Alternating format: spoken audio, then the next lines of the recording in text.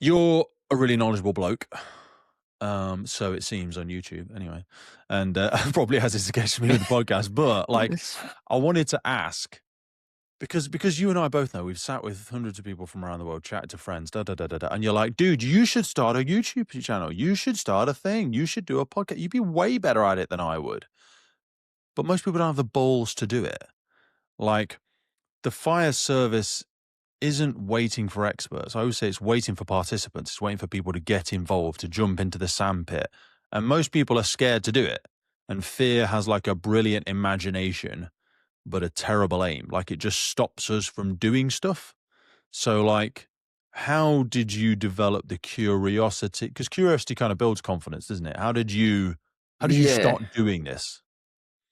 I don't really have a single yes, I'm going to do it moment, but they're kind of more of a series of individual ones that kind of led to it. Because if I think about my sort of career, like one thing I did before getting in, I was a volunteer firefighter to begin with, and when I was doing that, I did a honours research project around hazard reduction burning and removing fuel hazards. So I did a year-long research project at honours level, nothing higher than that. I'm not a scientist, I'm a firefighter. I've got a 5-meter swimming badge, but I don't like to brag about it. You know, I'm just putting it out there. I have got a swimming badge, but anyway.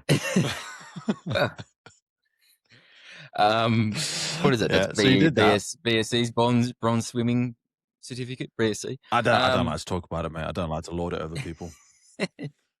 Well, I guess the reason why I bring it up is because I spent a year doing this research, and my supervisor at the time, he was I'll get to the point in a moment.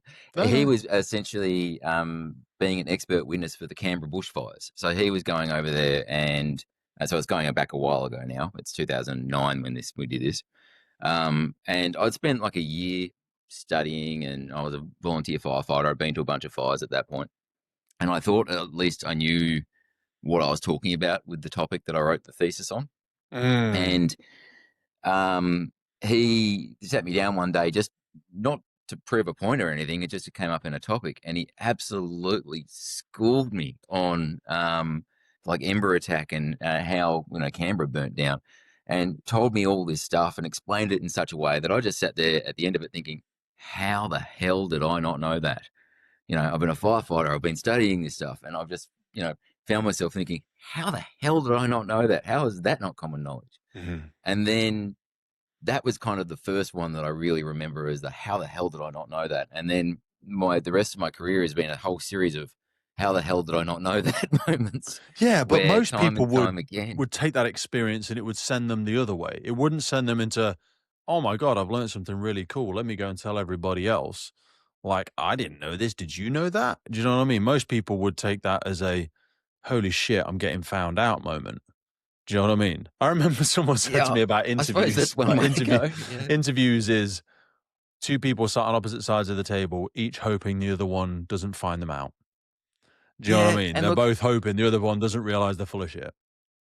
I am definitely not immune to that. That like, I probably told the story like I am, but I'm definitely not immune to that. But I absolutely do love the whole, how did I not know that moment in firefighting? Because if you're open to it, there's that many times you'll find yourself, you're thinking you're all over something, and then someone will just come in and go, have you thought about this? And you're just like, no, I haven't. And then, you get the opportunity to grow from that, and that sort of leads to the next thing. And that kind of gets back to the point of what you asked is, I've had a whole series of those moments as I was sort of, going through my career. And eventually I started, became the sort of, for my organization, one of the CFBT instructors. And I sort of ended up with the job of teaching fire dynamics as a part of that. So the bit that goes before. And I found that by understanding fire dynamics, everything else can kind of make sense. If you get a bit of a good grounding in the basics, if you get a good understanding of how things work before you start launching into tactics, then you can start to make good tactical decisions based on the real world. Um, but then when we were training people, I was finding that it was just information overload. It was too much theory when people were coming along for a 2-day course, like to try and teach them fire dynamics and then fire behavior, and then try and find some time for How long is practical the firefighting. fire behavior training unit part of the module with regard to Not big? long. It's If it's we, it's only like yeah, 3 or it's 4 like hours. recruit. Oh shit! Right. So it's not like Yeah, a day yeah. or 2 days because you No, have I a mean, I'd lot love to of. make it a week, but yeah. I don't want to make an assumption of some of the. We do have audiences from all over the world, but 70-ish% of the audience is in the UK. So I don't want to make assumption of what they do or don't know. Like what percentage? Mostly volleys over there. Oh, There's a small yeah, compartment of whole so time. yeah, basically, like I'm a career firefighter. There's around about 250 of us in our organization, career firefighters, Hmm. 300 maybe, and then there's around about 5,000 volunteers. So Massive. it's yeah, it's well, How big's your we training operate a department? little bit. Um, that's hard to tell you off the top of my head. It's a reasonable size, but I mean, we don't No, have I don't that mean like many. physically. I mean like how many instructors do you have? Sorry. Yeah, yeah, yeah. It's kind of spread out all over the state, and that's Okay. kind of the thing is we're state run in Australia, Yeah. so it like we're not sort of run by local councils or cities. Yeah. It's an entire state, so we've got a big training department, but it's kind of spread out like everyone else's is, Okay. and it's So big, real is big that problems with. sort of we might see them as like workplace trainers where we'd have a slightly more specialisty person who would come in for standardization, consolidation on a specific topic, and then there would be like a satellite distributor effectively. They would be doing CPD Y- for 500 y- people at Yeah, that area. that I mean, the way we sort of work is we've got like if we're going to run a recruit course, we've got our instructors that will get brought in for that recruit course. Okay. They're usually operational people, and then they'll come in and be instructors So like devoted part-time to the instructors course. basically, and they're doing a number Yeah. of days a Yep. year. Yeah. Okay. Yeah. Yeah. We don't really have any. We have minimal full time instructors, Okay. um, but we also have for our volunteers. Like basically, we've got volunteers training volunteers under the sort of but they're not really under the oversight of the career guides, but they kind of are. Yeah, it's Okay. a different system than what I It is, generally hear yeah, around. but that makes standardization probably very, very hard. And I always say with like Uh, instructors, you do want a little bit of, I mean, a lot of it's personalized, really. I always say to an instructor, like, you are the conduit through this stuff. This stuff's just information. It's not really very interesting unless the person delivering it brings it to life. And to do that, yeah, sometimes yeah, you need to put in your own experiences, your own, not stories like fake stories, but your own real world comparisons to make this stuff relatable. Because people do learn through stories as well. You know, we're yeah. I mean, kinesthetic learners. You've got to paint the image for people, haven't you? that's the real trick with all this stuff. With any training, is you don't just tell people facts. You've lost them if you stand up and read a whiteboard or read something off a PowerPoint slide. Enter You need to bring them along for the 90% story. of the Yep. instructors that I've met reading off the presentation. I'm like, the fuck are you doing? And they're like, well, we all need to do it Yeah. the same, Look. otherwise it's not standardized. I'm like, I understand why you're saying that, but I think you're just hiding behind that content. Like, you shouldn't even need to look at the board. Genuine, honestly, that's not me being a dick. Like, you should know it. Oh yeah, 100%. Like I use if I have a PowerPoint presentation, if I'm doing it right, then it's just there to prompt me and bring me back on track. To be Mm. honest, like Minimal words, literally like it's just like, two or oh yeah, three yep, PowerPoints or an I'm off image. track. Here it is. Yeah, Yep. just an image on a Fu- slide, and I'm just going to talk about the thing. Image and video. If you can, Mm. hey, this is watch what happens here. Mhm.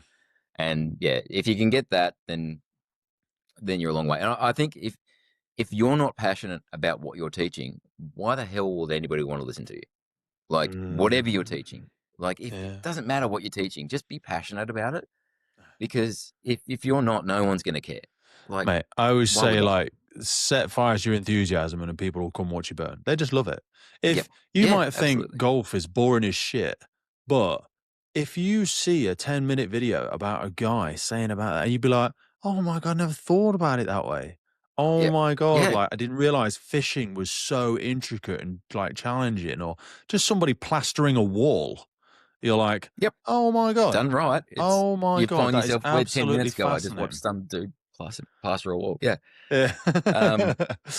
But To close the there's a loop on big the leap. question from Yeah, there's a big leap between that and doing what you do in the public space. yeah. You jumped a chasm there. Like, how did you do that?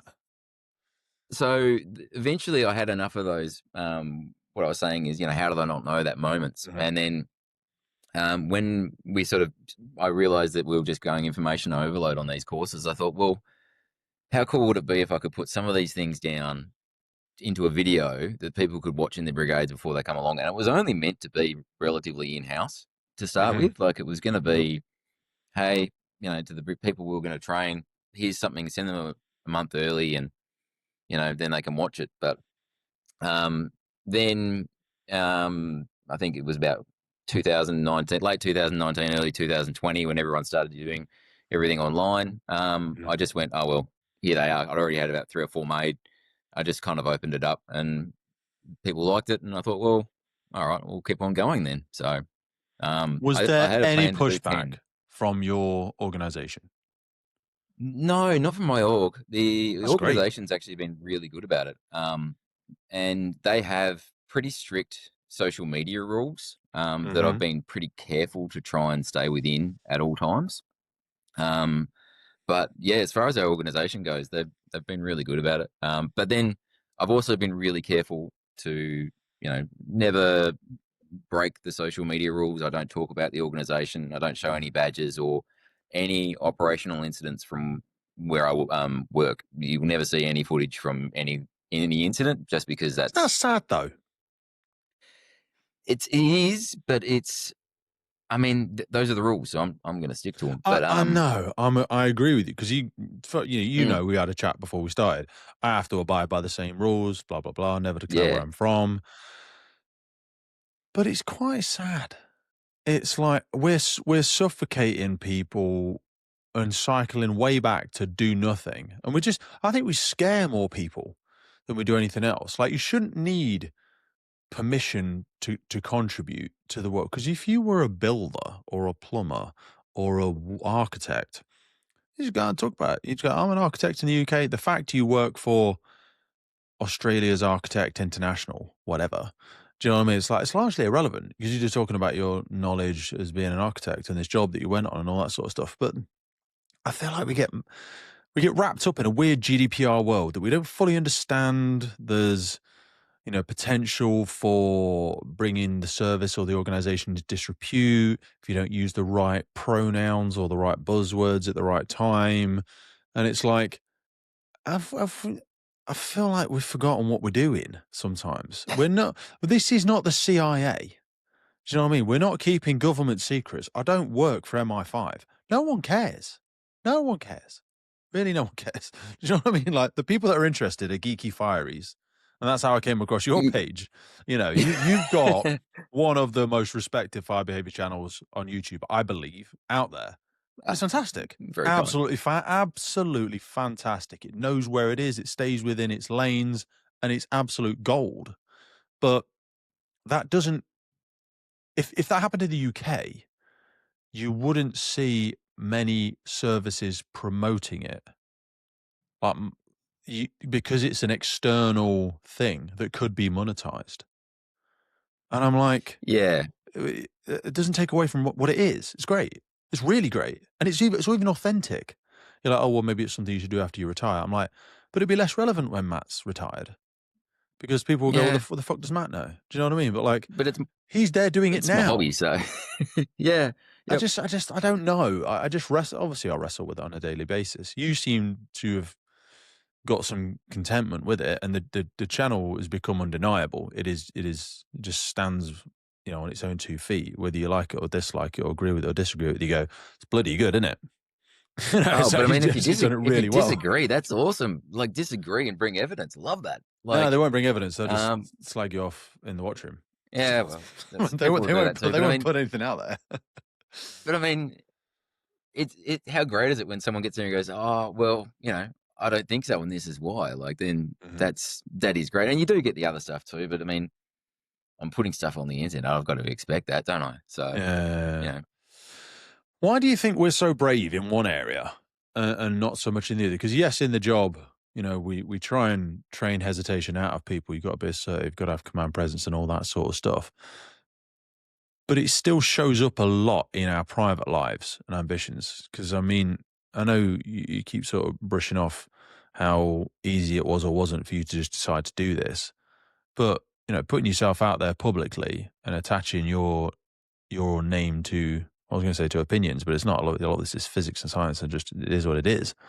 But have you had something happen to you at some point in time, which means you don't have any embarrassment? Because not what you're doing is embarrassing, but like I've gone through drug addictions and divorce and lots of failures, disciplinaries, all sorts of stuff. So I'm like, no one cares. Doesn't matter. I don't really care. It's fine. But like, you seem to share a similar. I don't see anything wrong with me putting myself out there. It's fine. I don't care if someone says I've got big ears or whatever. Do you know what I mean? says some horrific thing about me online. I mean, if they're going to do that, that's kind of how it is. I mean, obviously, I'm not seeking that out, but no. in some ways, I still do hide behind stuff, because when I'm writing these videos, I'll go through and make sure that what I'm saying is coming from something quite respectable. So it's usually either a fire dynamics textbook or a really reputable source like one of the FSRI courses or something like that. So I'm not that worried about being it's not your like opinion. putting misinformation out there. You're not putting opinion on a lot of stuff. No. I'm trying not to. I mean, there's always going to be an element of what I put in and what I don't put in that is opinion, and there's still bias there. But it's I'm still hiding behind that a little bit, I suppose, because I'm not just giving straight up, oh, I think this all the time. It's, well, this is here's the evidence for this is how it works and this is why, and it's, you know what I mean? Yeah. I try and walk a similar line all the time, especially when we're doing the debriefs. So when we do debriefs, which I really enjoy, going through loads of paperwork and trying to speak to people and all this sort of stuff. But so often the very nature in which a debrief is written is slightly judgmental to an extent. Yeah. Do you know what I mean? Because we weren't there. No one was there. It was obviously somebody was there, but we're all experts in hindsight, aren't we? Absolute certainty is only available to us in hindsight. And we go, oh, what were they doing? Can't believe they went left when they should have gone right. Where were they? Why were they so far away from their partner? How did they not see it coming? Blah, blah, blah. But but that's so funny with that stuff too. Go on. I just think like there's been times for me where I've been on the Fireground and, I've done something that probably wasn't quite to cut, like, to training, and you turn around and someone's got a mobile phone pointed at you and you're like, oh, here we go.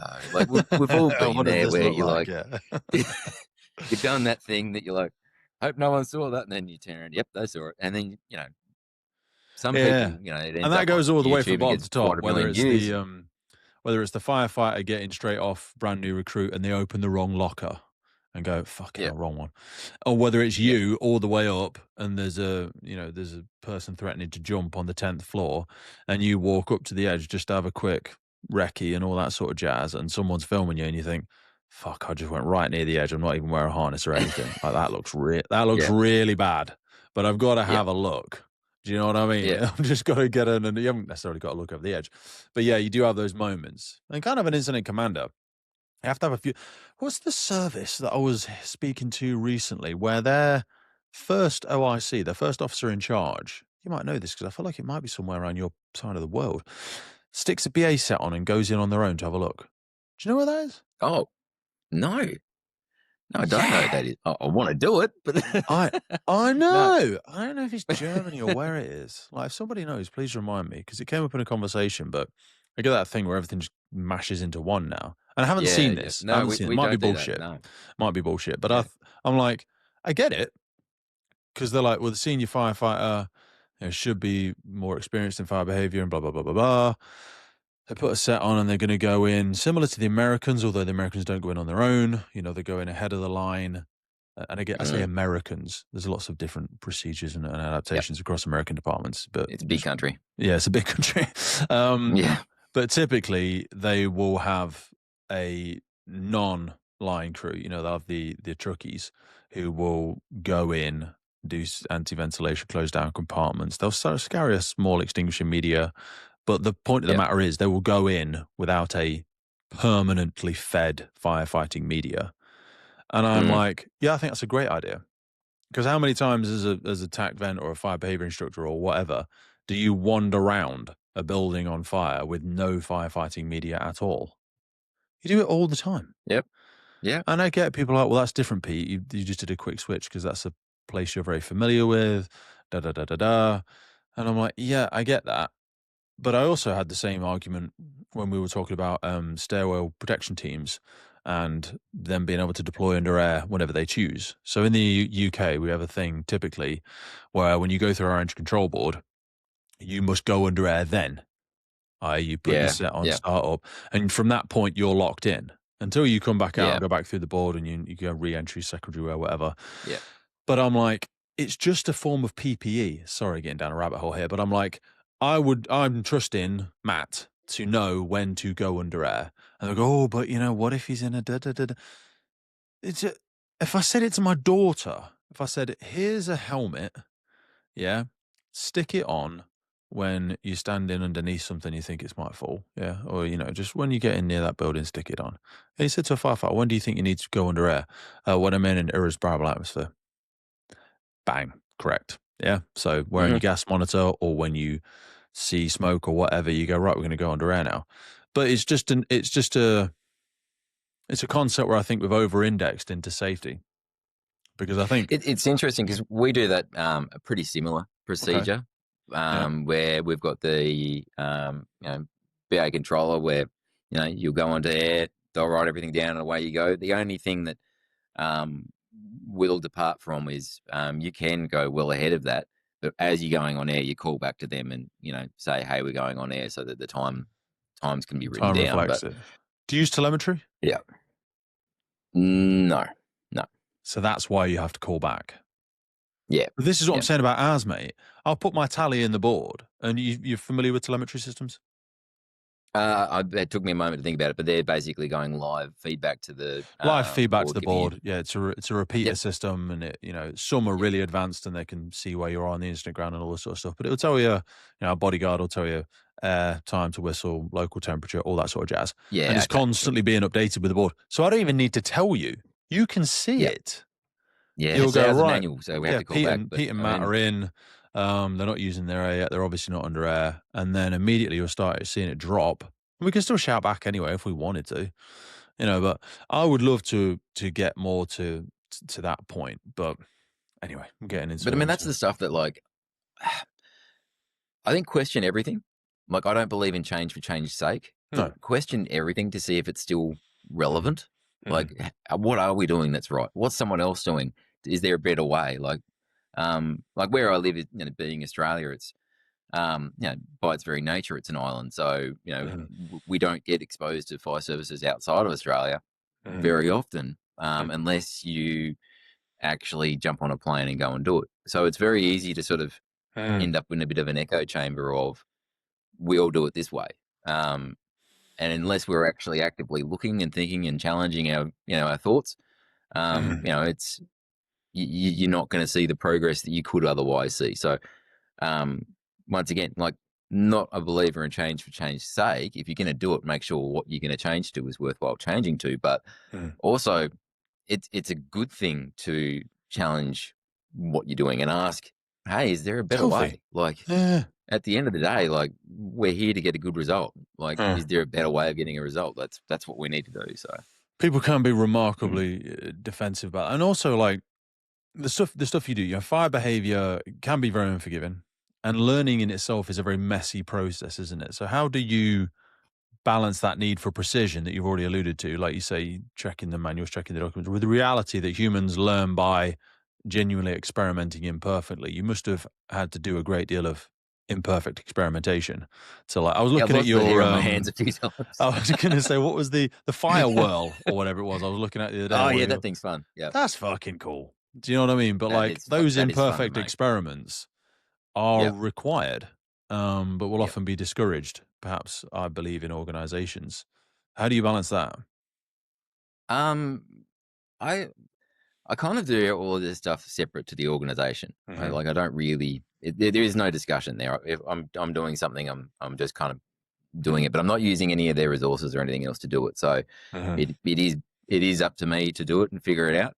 Mm-hmm. A lot of the stuff like that firewall, it's literally filmed at a couple of meters away from myself in my concrete driveway. I don't know what my neighbors think of me; they must think I'm nuts. But yeah, they don't ask questions, so I just keep doing it. Yeah, so just I figure, if I want to make something, I just try and understand all I can about it first, and then just try experimenting until it works. So, Mm. and it's good fun because you learn heaps by doing that. Like you, so many failures, eventually you get something right, and then you get it a little bit better, and all of a sudden, hey, I know how to do that, and Mm. yeah. You do obviously you have a day job, so you do a lot of stuff still in your organization. And again, we'll tiptoe around this, but you did some high-rise and complex building training packages, didn't you? Yeah, so I've been Because that's like harder to there's do a on your own. yeah, Like, you need big that things is. sometimes. I learned a lot in doing that. But yeah, essentially we've been, let's say, improving our training in that area. So I've spent a fair bit of time working on sort of a training package for our org, sort of update what we've been doing. And in that, it's been pretty cool because I spent a lot of time. I looked at a lot of the stuff from the UK and Mhm, some stuff from the US and a lot from other states in Australia to see what everyone's doing. mhm, And you can't just holus bolus take stuff from whoever because we've got different doctrine and mhm, crews and different buildings and culture and all these sorts of things. Like everything changes your tactics at the end of the day. So um, kind of took all of those things and made it something that we can still respond with. And it's still in the stage of not quite delivered out. So we'll Well, see how that one goes. But take yeah. us live into that sort of project room. What did you find were some of the biggest gaps between what modern high-rise or complex building fires were doing versus what some of that legacy doctrine, or was there any doctrine existent for? Because we have some recognized sort of models in and around the UK, task to resource models, generic orders of trucks and what their tasking might be as and when they arrive. Still think we're not very good at the fire behavior elements of the building, like hidden spreads Yeah, and that stuff's and interesting. stack effects Yeah. and elements like that. Pressurized. I did a little foundations episode recently on pressurized staircases, just because I think people like point at them as like a buzzword bingo and go, "Oh yeah," and make sure you account for Mm, pressurized staircase. I'm like, What does that yeah. mean? What does that? You just keep But I saying it. mean, who What does even it mean?" trains with them? Like, Yeah, exactly. yeah, you, I mean, how do you train with them? And that kind of thing. Like, if you start thinking about, all of the training that we say we want to do, the things that matter when you think about complex buildings, like, sadly, they're quite often, well, not quite often, but sometimes they're fairly high fatality events. And Mm, the thing that gets people tends to be carbon monoxide poisoning, if not hydrogen cyanide. So it's, asphyxiants mhm, tend to get people rather than the fire. mhm, Um, and so when you start thinking about that, well, yeah, clearly, like I'm a big believer in early attack on the fire, early water on the fire is kind of the key for mhm, firefighting. But beyond that, like if you can get early water on the fire, then you really need to start thinking about managing smoke. mhm, Because if you've got a lot of people to get out of a building, that's going to take time. That's need to be managed, and you need to do it while managing smoke. Because if you can't manage the smoke, then you're going to have a big problem. mhm, Um, so that was probably my biggest takeaway is, actually thinking about not just the fire, but mhm. where's the smoke going and why and who's in the way of it and how can we protect them and, what do we do with them if it goes wrong, when it goes Did you wrong. And see there was a video that came out recently? I don't know. I think it's been on all platforms, but it was a guy. I don't know if it was Australian or American. I felt like he was Australian, to be honest with you. Ninth floor building, fire. All the front faces of this building on this specific floor. So it was the ninth floor, highest floor is the top floor, and mm, all the buildings, all the external glass had failed. Fire had fully ventilated. They'd pulled up outside. They were showing that they'd set up on the floor, on the fire floor itself. So not like 2 floors below, whatever, that we think of a bridgehead in the UK. They'd set up on the fire floor. There was a dry riser, I believe, in the stairwell. Actually, I don't think he said if it was dry or wet. But anyway, there's a riser in the stairwell. And then through that door, past a lift, and you're literally straight at the front door of this fire. Heavy blackening around the edges of the door. Just through the door, you could see the neutral plane was probably around like bicep chest height. Everything in the room that you first came to, the lounge, hadn't shown any tremendous signs of heat. There were still plants, furniture and all this sort of stuff, largely unaffected by smoke or heat. And they took a direct left. And you could see where they'd then gone into the fire room, and there was, big V pattern towards the door that had all burnt away, and the entire room, it looked like a big open plan lounge kitchen that led to like glass all the way around the edge of it. And anyway, they'd gone, this is a great stop by the team, and I'm not saying they weren't, I'm sure it was, it looked fucking great, like the fact that hadn't spread. They're like, great stop by the team. Heavily involved fire. All the fucking roof had burnt down. Everything in the room was fogged. Like there was a heavy fire load in this room, and it had all gone. And I said to my team, because we watched it on the TV, and I said, tell me what's happened here. How has this gone so well? And they were like, obviously got the right line. They're set up on the right floor. And we started just picking it up. I was like, how do you know they're set up on the right floor? I'm like, well, because it was quick to the door. And I said, but yeah, just beyond that door, we've got chest height smoke, fully involved front room. Why?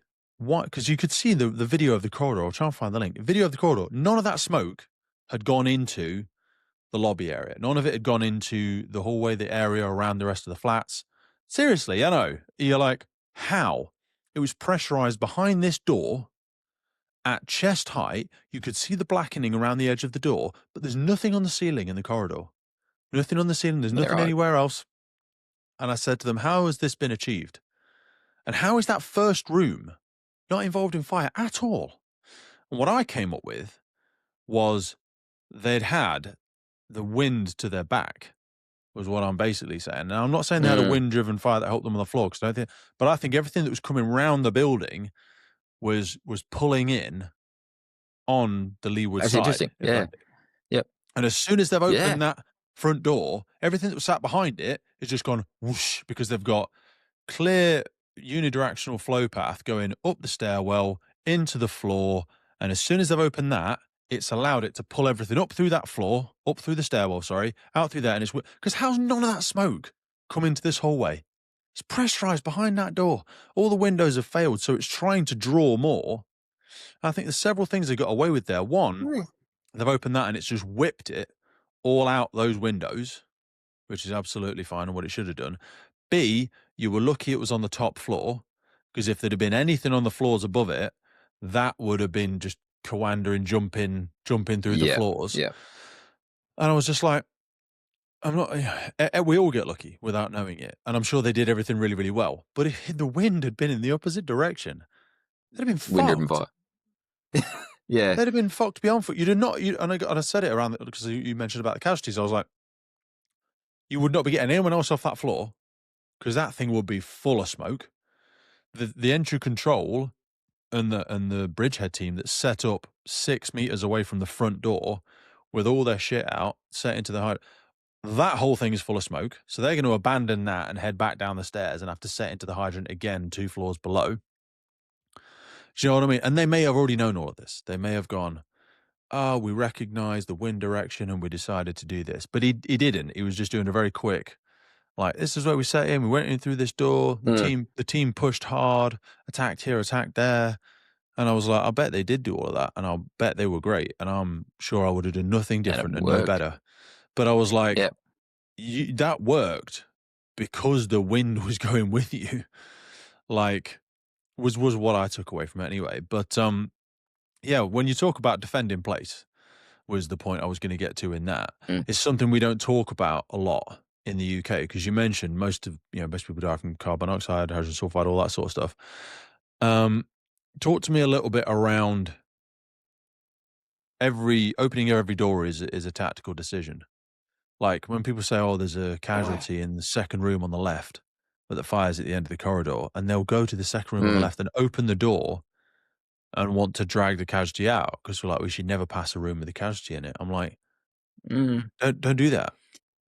See, that's such an interesting conversation to have. And it's one of those ones that I remember being really rigid in my thought process and being taught in a really rigid way, which was you never leave, if you know where they are, you go get them and you bring them out. And then, you would have brought them out through all the smoke. Dragged them you back could through have all that potentially, smoke. you potentially could have extinguished the fire, ventilated, and then bring them out in a better way.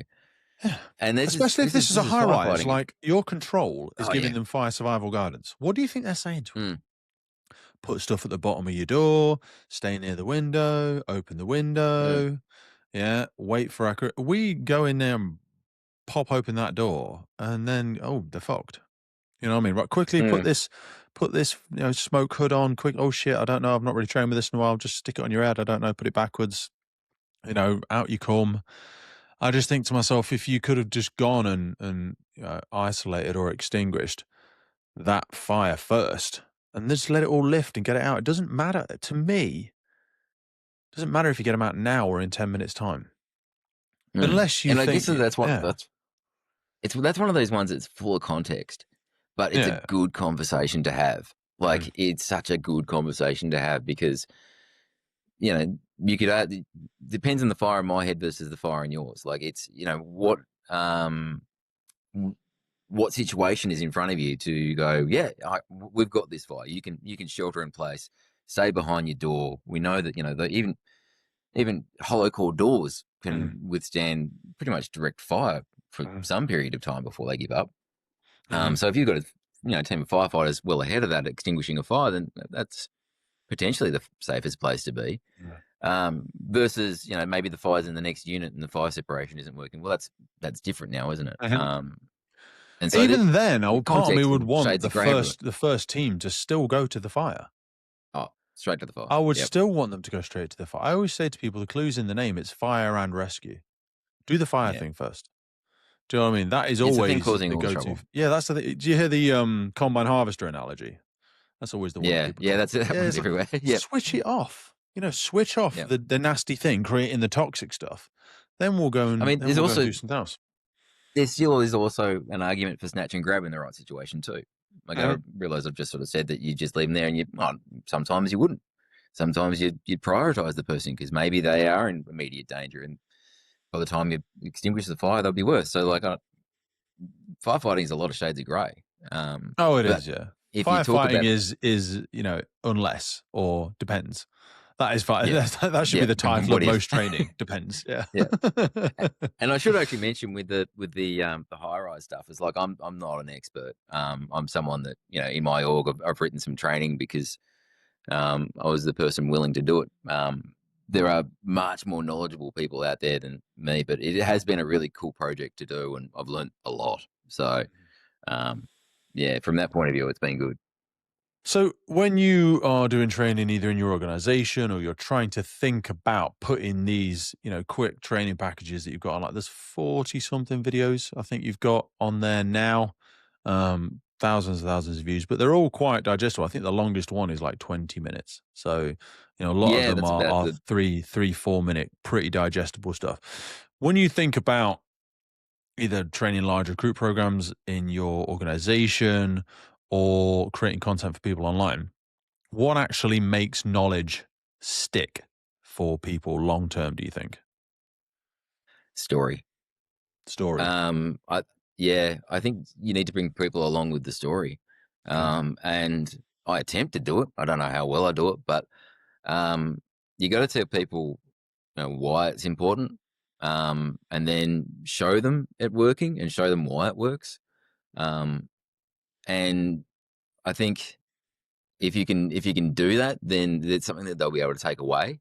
Whereas if you just start spewing facts at somebody, then they're just I know I'd just switch off. Mhm. And so it's kind of one of those things that I'm, working on with the channel. I think sometimes I do it better than others, but if you want to take people along for the ride, you've got to tell them why it's important and then walk them through it. Allow them to sort of digest it as you go, and not just, Chip pyrolysis is the thermal decomposition of a material. Go, and then that's Yeah. what? Hold on, what? Hey, Did you ever hear, and then like, the concept of the elephant and the rider? no, Hey, you like this one, I think. It's in a book called Switch. I can't remember who the author is.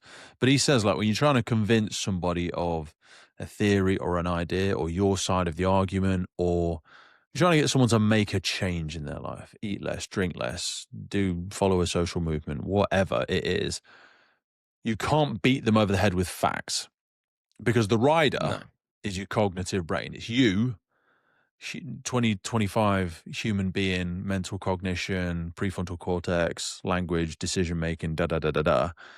That is the rider. And you can beat them over the head with facts. Oh, 10,000 people died yesterday because of lung cancer, so that's why I need to stop smoking. You need to convince the elephant, because the rider can beat and whip and snatch, and if it wants the elephant to turn left at the next thing, you need to get the elephant to want to go left. You need to lead the elephant. You can't just tell the rider and the rider just sits up there, not holding onto the reins, just screaming, go left. The elephant's not going to know what the fuck they're doing. It's just not going to work. You need to get the emotion on board. You need to convince the thing to want to do it. And that, for me, is where I see the story. Because if I said, again, 20,000 people starved of bad food or shit water in Ethiopia yesterday, you go, oh yeah, that sucks. Oh, what's for lunch? But if I said, let me tell you the story of Mahati, or some person and we tell you her story, the BSE, mad cow disease in the UK, BSE was bovine spongiform encephalitis, I think it was called. Nobody cared until they told the story of a certain cow, and they told us, oh, Sally the cow. Do you know what I mean? yeah, That's how all charity organizations work. They tell you the story of little Timmy that, hasn't got enough money and has to go and do this. Or they're the stories that change yeah, lives. Do you know what I mean? This person didn't close their doors at night and the fire spread and her two young children were stuck down one end of the corridor and she couldn't get to them. And now she lives in total agony because her children died in the fire and she thought they'd already got out, and blah, blah, blah, blah, blah. Do you know what I mean? We don't care about stats, really. That's not what's going to move no, our behavior, is it? no. And I think you mentioned it before with like, we hear all these things of, don't eat this and don't do that, exercise, drink water, get Yeah. plenty of sleep, all these things that we know we should do. But you think about Yeah. the endless list of the things out there, and guarantee none of us manage to do all of the things we all should do. Like that's just how it is. And that's exactly what you're talking about, is sometimes it falls on deaf ears. Mm. And the way to get to people is exactly what you're talking about. I think you hit the nail on the head, is if you can give the why, if you can give the story, get people to come Mhm. along with you, Mhm. then they'll care, at least for a little while. Mhm. And that's the trick of it. And I don't know if I do that well, but I'm like, it's something that I'm working on and would like I to think you do it do really, really well, more because I of. think you touch So on enough, like, things that are relevant to the person's life where they can take it from the real life past the conceptual into the physics and relate it. Like, people understand gravity because they've seen things fall, or they've yeah, fallen off something before. They've jumped on a trampoline. They've done whatever. mm, Do you know what I mean? But you need to be able to take them from where they are to where you want them to be. There's no point starting at point 5 and trying to take them to no, 17. If you said, well, you know how pressure in a bottle of lemonade increases as you do this and do whatever, and they're like, no, start with water is wet. Take me from yeah, step 1. Like, you just started at, yeah, well, when yeah, the head of pressure at the top of a dam and the bottom of a dam are actually the same, even though, as the head of pressure in a pipe would go up 0.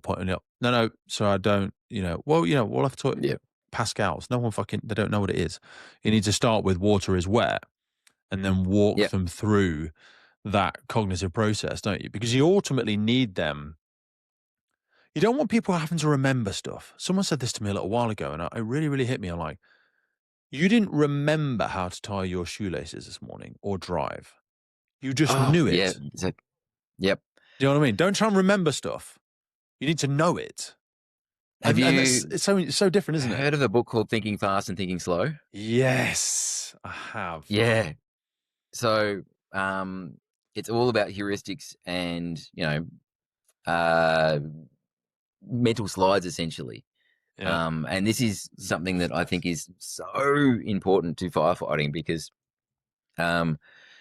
it's, there's the things we know. We can understand theory, we can understand tactics, but unless you're willing to put the reps in, unless you're willing to go out there and do the training, and train regularly and train a lot, there's no way you're going to develop that sort of that muscle memory for these things. And that's that thing. It's like, I don't think about tying my shoe because I've done it so many times. I just know how to do it.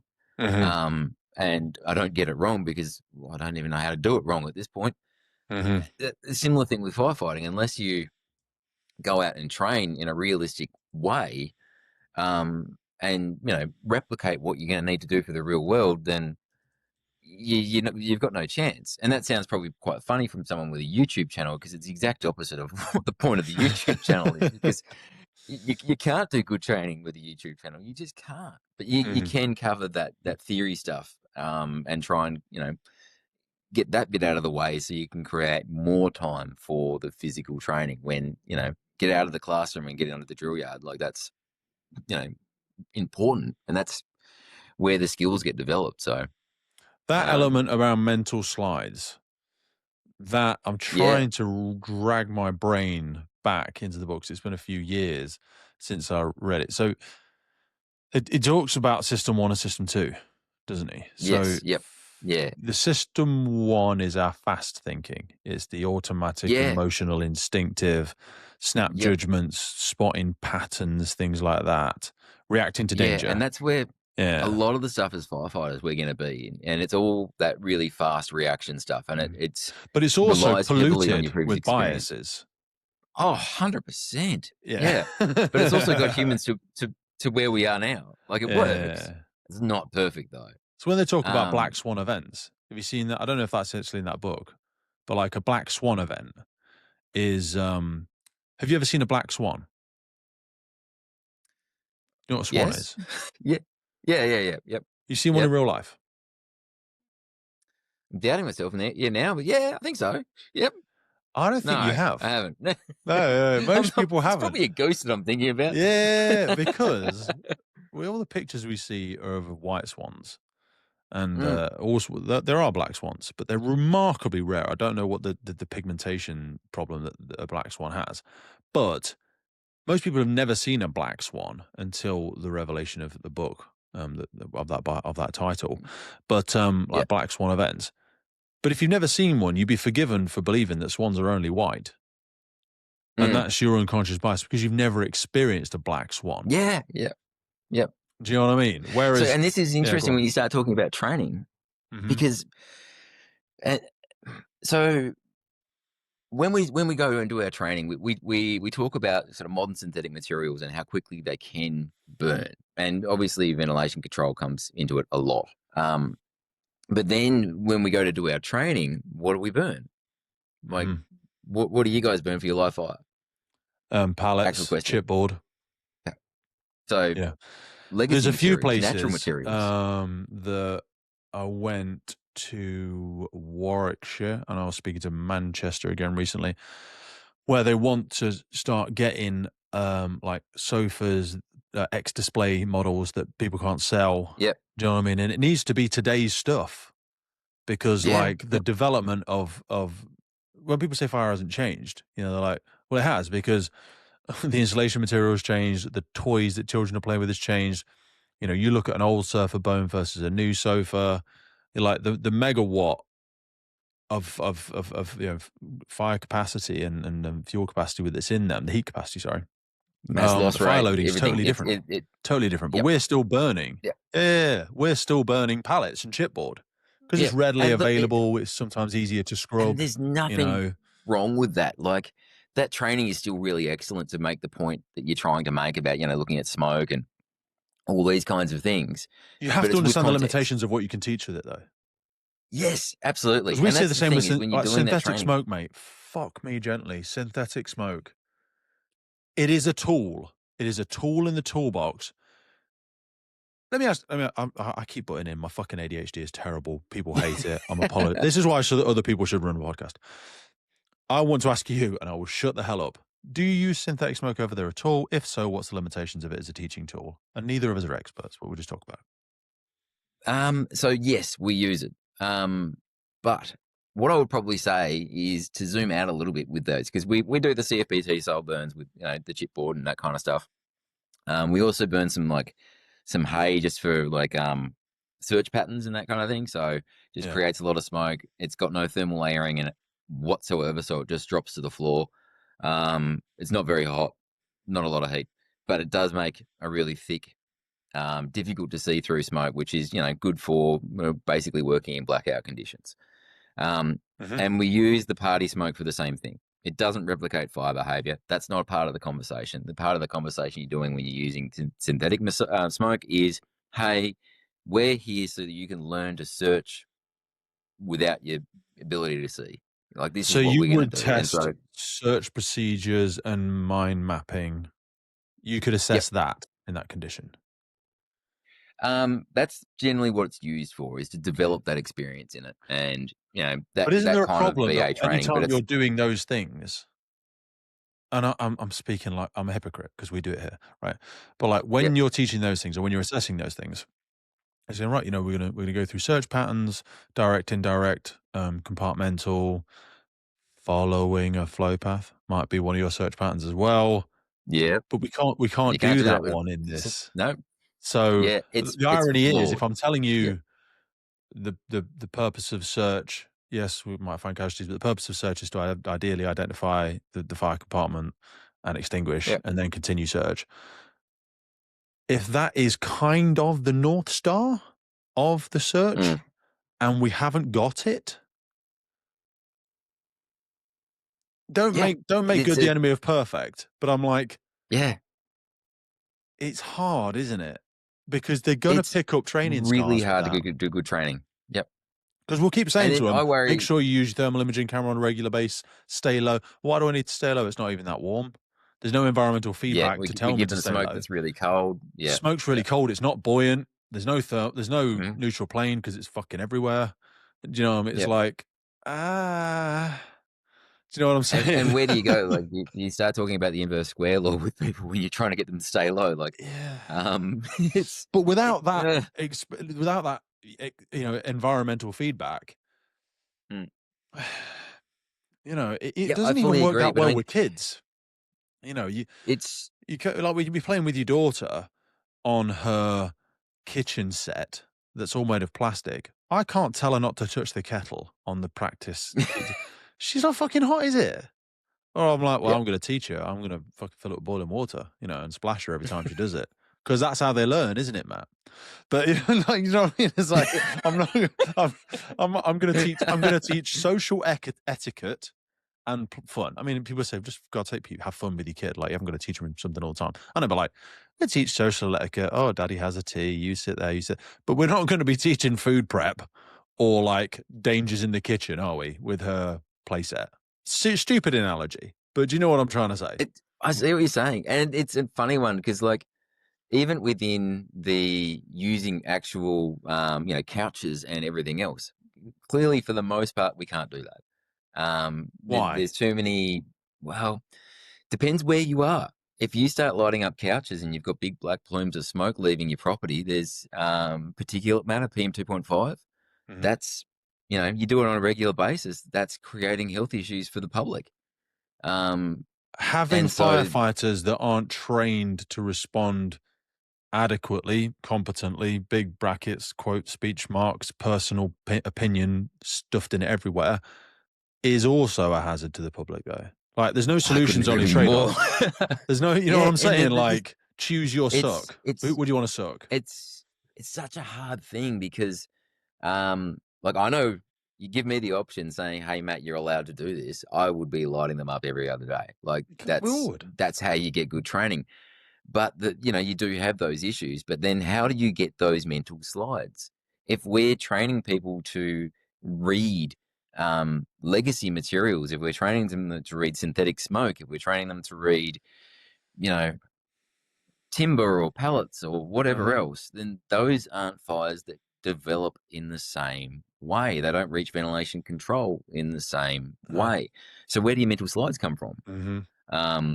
And at the same point, I've been a fire instructor for a long time. I know the practicality of trying to do that stuff. It's it's really hard to run good training and then use anything other than timber. Just because of, timber does develop slower, so you get more rotations with people, you get more time to talk about it, lower heat release rates, because we actually don't want our participants to be too hot.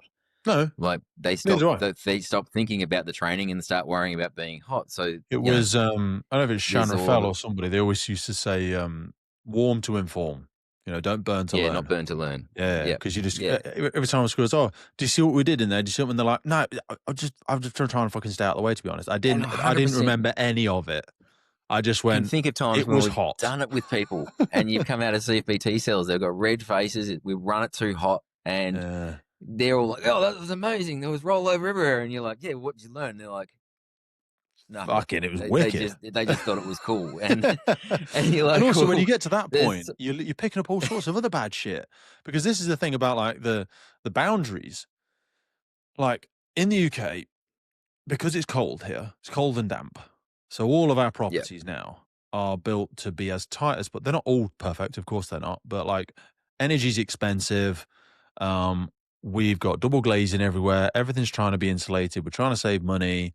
So fires in the UK will progress to a ventilation control fire rapidly. Very, very quickly. A smaller compartments. We don't have big open plan stuff in the UK. Properties are expensive, blah, blah, blah, blah, blah. Small compartments full of stuff. Yeah. Yep. In a very insulated. Huge fuel loads. Enormous. Huge fuel loads. So very, very, very, very quickly. I would say, finger in the air, 96% of domestic fires that we're going to go to will be ventilation controlled in the first 10 minutes, something like, probably less. Yep. That's probably fair. Yep. But we don't teach barely any. There are a lot of tac bank instructors and stuff, but they will know, if they just forgive me for a second for my last statement, they'll know we're not teaching a lot of stuff around ventilation control. We're very nervous about positive pressure attack and ventilation techniques. Most people, if you stood outside the building, and I do this, I put on just pictures or quick YouTube videos, and I say, right, we've arrived at this. Tell me, is it fuel controlled or ventilation controlled? Yep. It's all. There's almost not enough foundational understanding to understand the question. Yeah. Let alone debate the answer. And I always try and I'm not. There's so much. You and I think we're on the same page. There's so much I don't know. So much. So. I always say to people, like, the more your island of knowledge grows, so does the shore of ignorance. I speak to so and so, and you go, "Oh my God, I'm a moron. Like, I didn't know that at all." As you say yourself, you know what I mean? And I'm like, yeah, look.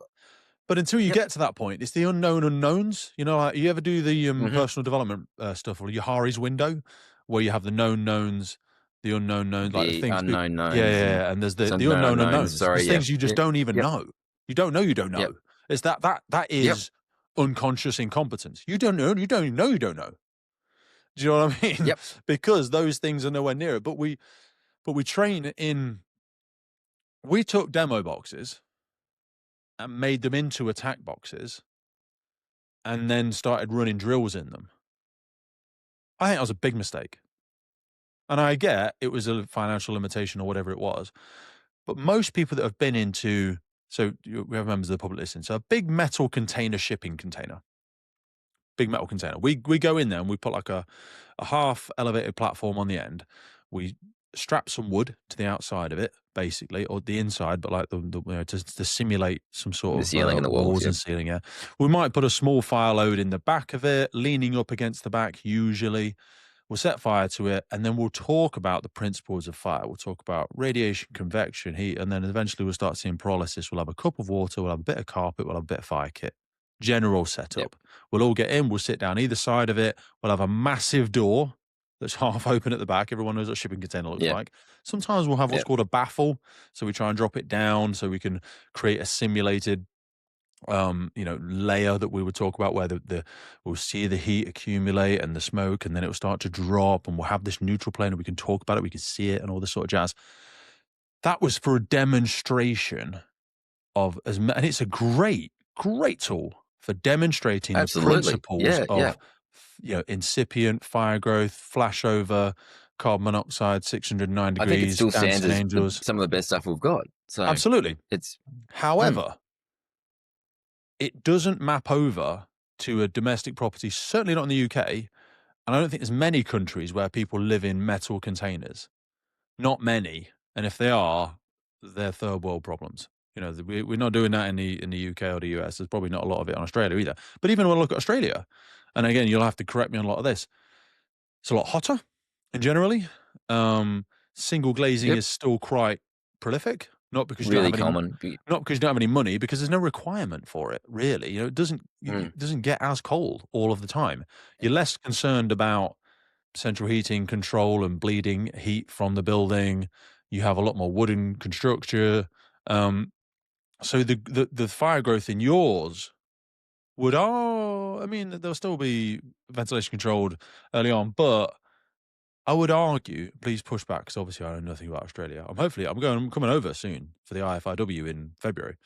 Might I would see there. imagine it's not as much of a threat. It's still a threat, but I feel like it's something we need to be aware of quicker than you should be concerned about. Would you push back? For us, it's. I mean, we to clarify, we actually are moving towards double glazing and heavy insulated buildings at this point. That's the new building codes, at least Yeah. at my end of the country. But we've been doing that for 40 but years. it's fairly. Still not, I wouldn't say it's new, but it's new enough that most of our housing stock is still single glaze and not very well insulated. So, for a very, very long time, that's the fire we're dealing with. And a lot of the time when we arrive, you've got sort of one window venting because the single glaze goes so easily. And people run into the misnomer there that, it's venting, therefore it's safe. Because they think that it's not ventilation controlled anymore. And actually it is. A flashover fire is a ventilation controlled fire.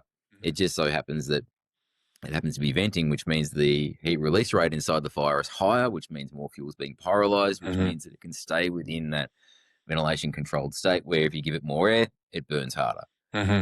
That's a bit of a misconception that happens, but that's more often the sort of fires that we'll see is they'll get going and sort of on arrival, quite often a window is popped or is about to.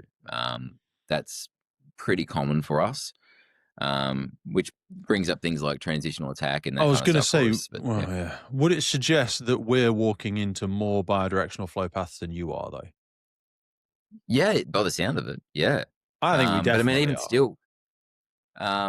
still, when you open a front door, it doesn't necessarily go unidirectional. It still gets bidirectional. Yeah, if the vent is not sufficient for the inlet and for the fire growth, then it's still going to be pushing into other compartments in the building. It's pushing into the roof. You can see whether it's sufficient enough, usually sometimes by the velocity that it's coming out or not coming out at. And obviously the clear indicator usually is if you open the door and you're getting stuff pouring out the door, it's underventilated. Would be the clear giveaway for me. But anyway, just to come back to the demo boxes for a second. We have sometimes a bit of a reservation about water application because of the argument of 1 liter of water becomes 1,700 liters of steam or whatever the calculation is, something like that, isn't it? And we go, you're going to poach everybody in this, that, and the other. Which, in a really hot steel box, when you put water on the boundary, of course you will see that a lot more because that's what steel does. Yeah. But brick and insulation, everything like that, is going to take significantly longer to go from a passive to an active. And you can boundary cool without immediately causing that vaporization. And there's more to that discussion. At least I think there's more to that discussion than often gets said, because people aren't thinking about the contraction of the smoke. Like, if the Mhm. steam's going to expand, water is one of the best of substances on the face of the planet at absorbing energy. It's amazing, especially with latent heat exchange, Beautiful heat which, thief. Yeah. for people listening, essentially, when it goes from being a liquid to steam, it requires a stupid amount of energy for it to do that. Yeah. Smoke's not doing that when you're cooling it down. It's not going through a latent heat exchange. It's particulates. Mhm. So what you're actually doing is, by turning your water into steam, your steam's going to expand by 1700, but then you also, because you're going through a latent heat exchange and all that energy is being absorbed, your smoke is going to contract an enormous amount as well. So done well, and I know there's a whole, what stream type are you using? Are you using smooth Yeah. or whatever? I used to have a horse in that race until I realized that was stupid, and what really matters is whatever you're going to do, be good at it, be Yeah. practiced at it, make sure you know how to do it well. Um, and and I'm not calling one or the other stupid, by the way. I just thought it was No, no, being no. I overly think there are yes opinionated, stupid for depends. me. Again, everything Um, is. But we did the smoke cooling experiments with the NIPV. I went over to do them with Ricardo Weaver and his team this year. Maybe this year, maybe last year. And they're coming out very soon. And we went through the straight stream versus a bone method versus gas cooling versus the arc method and all of that sort of jazz. And yeah, they both have their place. But like gas cooling has to be quite long pulsing. It has to be very, very, very, very frequent because, and then what do we do in the cells? yeah, depending on the ventilation profile of the building, you know, Yep, the hot gases will move anything between 10 to 40 meters a second, which is yep, fucking really fast. It's something like it is. Yeah, 50, 60 miles an hour. So if you're just yep. doing a little squib in front of you every 5 seconds, there's no fucking point. There really is absolutely no point. You're literally making it no better for you, the casualty for anybody. So you can use it, but you've got to be very, very quick in your application, very, very low, and you've got to advance quite quickly. It's all a temporary Mm. measure, purely for your own benefit, Yeah, yeah, yeah. Yep. until you get to the fire. But in the same respect, And if like that requires a tremendous amount of muscle memory, skill. Visibility is always very low. The the sort of capacity for getting that wrong is very large, even for anybody, even for all yeah, instructors. it's a We just don't do it difficult thing to enough. do. Yeah, it's very hard. No, and especially when you talk about the cells we Yeah. run a cell and we get them to do like a half-second pulse or a second pulse. Any more than that, we turn the nozzle off for them and say, "Oh no, that's too much water because we're gonna put the fire out." And so, what lesson are we Yeah. teaching? Yeah. And that's That's the that's the thing. limitation. So that's one of the difficult things with this kind of training is, you know, how are we going to develop that muscle memory? And not to mention, we never really put fires out in those things either. Like, No. So um, how do how? you not navigate conversations when you're talking about this sort of stuff with people that you've got a volunteer, station officer, 20 years in the job, 25 years in the job. They've always done it this way. Matt, there's no fire still burning that I've ever been to because they all go out eventually, even if we did fuck all, ironically. That old chestnut. Yeah. But like in fact, in that book, they talk about I think they talk about loss aversion in Thinking Fast and Slow, like admitting you've been doing something wrong, or just because we say like learning new stuff is really interesting and it's fun, and it is. But I feel like the feel good factor of learning something new is not disproportionately even to the feeling of knowing you've been doing something wrong. I think in the book they talk Yeah. about in monetary, like you would work harder to stop me stealing $1,000 from you than you would do to earn $1,000. Because that loss aversion, we cling to known safety, we avoid risk. Um, the upside isn't big enough sometimes of learning something new. And also, the way I've always done it, the public will clap no matter what because the public doesn't really. There's no idea what good looks like. They don't And know as what we we do. said, they all No. go. They all go out eventually. So, like, Mm. how do you try and convince the nuances? Do you just say, do you only pitch to people that are interested in it? Or, but like in your professional capacity, you do kind of need to deliver this stuff, and they, past a certain point, they have Yeah, to get it. there's a few different things to talk about there, I guess. Is one, like if I'm training our trainees or recruits, if they're Mhm. coming in having no fire experience, that's much easier. You can kind of lay down the law, and then the the context and the nuance comes later in their career. They Mhm. they kind of need the black and white answers, because if you try and give them nuance straight up, like try and give them the grey straight up, you just melt their brain. There's just too much to know. They just need to Yeah. know.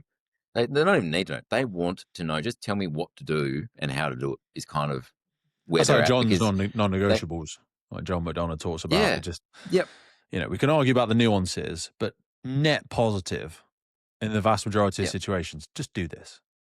You know what I Yeah. mean? And that's what they kind of need, because if you go more than that, they're not going to remember it, because in 2 days' time or a week's time, they're going to move on to the next subject anyway, in those recruit courses.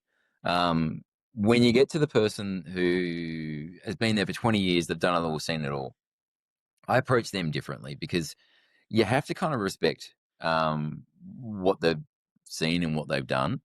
And so rather than kind of a stand and deliver, it's more of a refresher. And you frame it that way. You say, well, look, we do first aid refreshers, we do, Mhm. various other refreshers, RCR and all that kind of stuff. This is no different. We're just Mhm. here to do a refresher. Mhm. And we're going to talk about some stuff that's new. You might find it as new, or you might find that we've just rebadged some stuff, and you'll get there and go, oh, yeah, that's right. Yeah. And if you do it right, you'll get people off the defensive and into the engaged. And I always try to, like, I don't try to set people up to look bad. I, give them an opportunity to save face and talk about their jobs. And you can do that by, I love talking about the jobs I got wrong as an instructor. Mm. Like the actual jobs that I went to and things didn't go right, and where I'd made a mistake. And either there's one job in particular where, I remember I opened a door. I was a firefighter, fairly new in the job at that time. My station officer said, "Get the door open because the BA crew's almost ready." It was just a fire in an apartment, down the back of the apartment in the kitchen. Knock the door open, turn back around, and the BA team that I thought was ready to go are now pulling their mask off.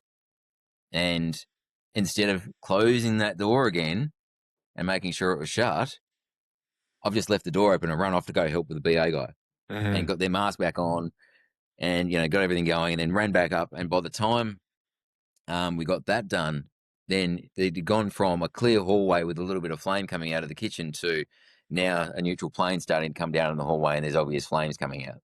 Mhm. And I use that example, and it really like disarms people. And I didn't even realize I had anything to do with that fire behavior until years later, when I Mhm. started to push to become a Mhm. fire instructor. I remember sitting in a class, and that was another shit moment where Mhm. um, someone explained something to me, and I sat there and went, "Oh, that Mhm. fire!" Mhm. And I had that moment where I was like, "Yeah, Mhm. okay, this matters. What we do matters on the Mhm. fireground. How we do it and why." Mhm. And you tell a story like that, and quite often you'll get someone who will go, "Yeah, yeah, I had a similar thing," and Mhm. then that's the gold. Like if you can get Mhm. people to start to engage and tell stories, Yeah. and They pick become apart their own, their they own become champions for it experiences. themselves. Do you have a door control team in the organizations that you work for? What's We your standard don't setup? Do like you have a we team do. of two? So standard setup on a truck for our career firefighters is it's a four. We've got Mhm. an officer, a driver or pumpy, Mhm. and two in the back, Yep. and they're our BA team. So when The we standard go, BA team is two. yep, Yeah. yeah. So we don't have a third for a door control or anything else. We've first got Mm. two. They'll get to a door. They'll do a bit of door entry technique, Mhm. and then advance in. We haven't started playing around with anti-ventilation or those kinds of things as yet. Don't have anything against it. We're just not doing it. But essentially, we use pretty most of the time a Cleveland roll at the door, Okay. to help feed itself in. Mhm. So 38 mil hose is our normal attack line. You can run a larger ones obviously if you wanted to, but that's going to be pretty significant. Um, and You then use a a Cleveland 38 roll. as a Well, go on. standard on a Cleveland roll. Yep, So we only really 38 use mil. Cleveland for our high-rise packs, which again, I'm Yeah, not okay, yep. sure is the best makeup. We'll use Sometimes them for Denver packs would high-rise be better. packs. Yeah. But you We'll don't use use them for just residential house fire, or yeah. your hose reels. You just they're a first aid reel, aren't they? Some people will use them. Our standard procedures are saying a 38 mil hose. Why? I consider the high pressure hose reels like they're high pressure because they've got such a small bore on them. They end up with so much friction loss. They have to be high pressure to get anything out the end of them. What are They're they? Are they 19, 21s? What are they? they're like 19, something like that. And a 19 mil hose, you can just never get the volume if you need it. So I don't really How consider dare them you? I know. I agree with you, mate. But there's a lot of places in the Controversial. UK run 19s and 22s and all that And sort of look, stuff. But I've that's had this because I think conversation our lay so many flats, times.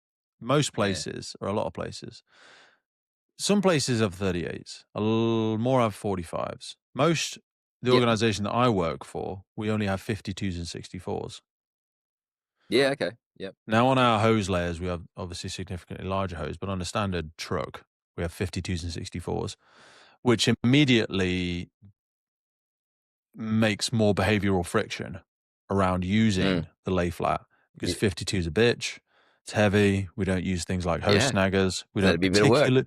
We don't particularly teach hose management movement very much with a 52. I think that is a thing, isn't it? Is teaching Definitely.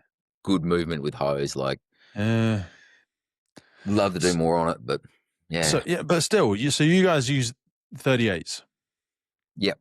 Yeah, 38s and 38s. 64s are our main ones. Yeah. And would you chuck 2 Clevelands at the door in a standard Can do. line? Yeah, it depends on the Yeah. building. Like, Okay. yeah, what we're going to be doing and why.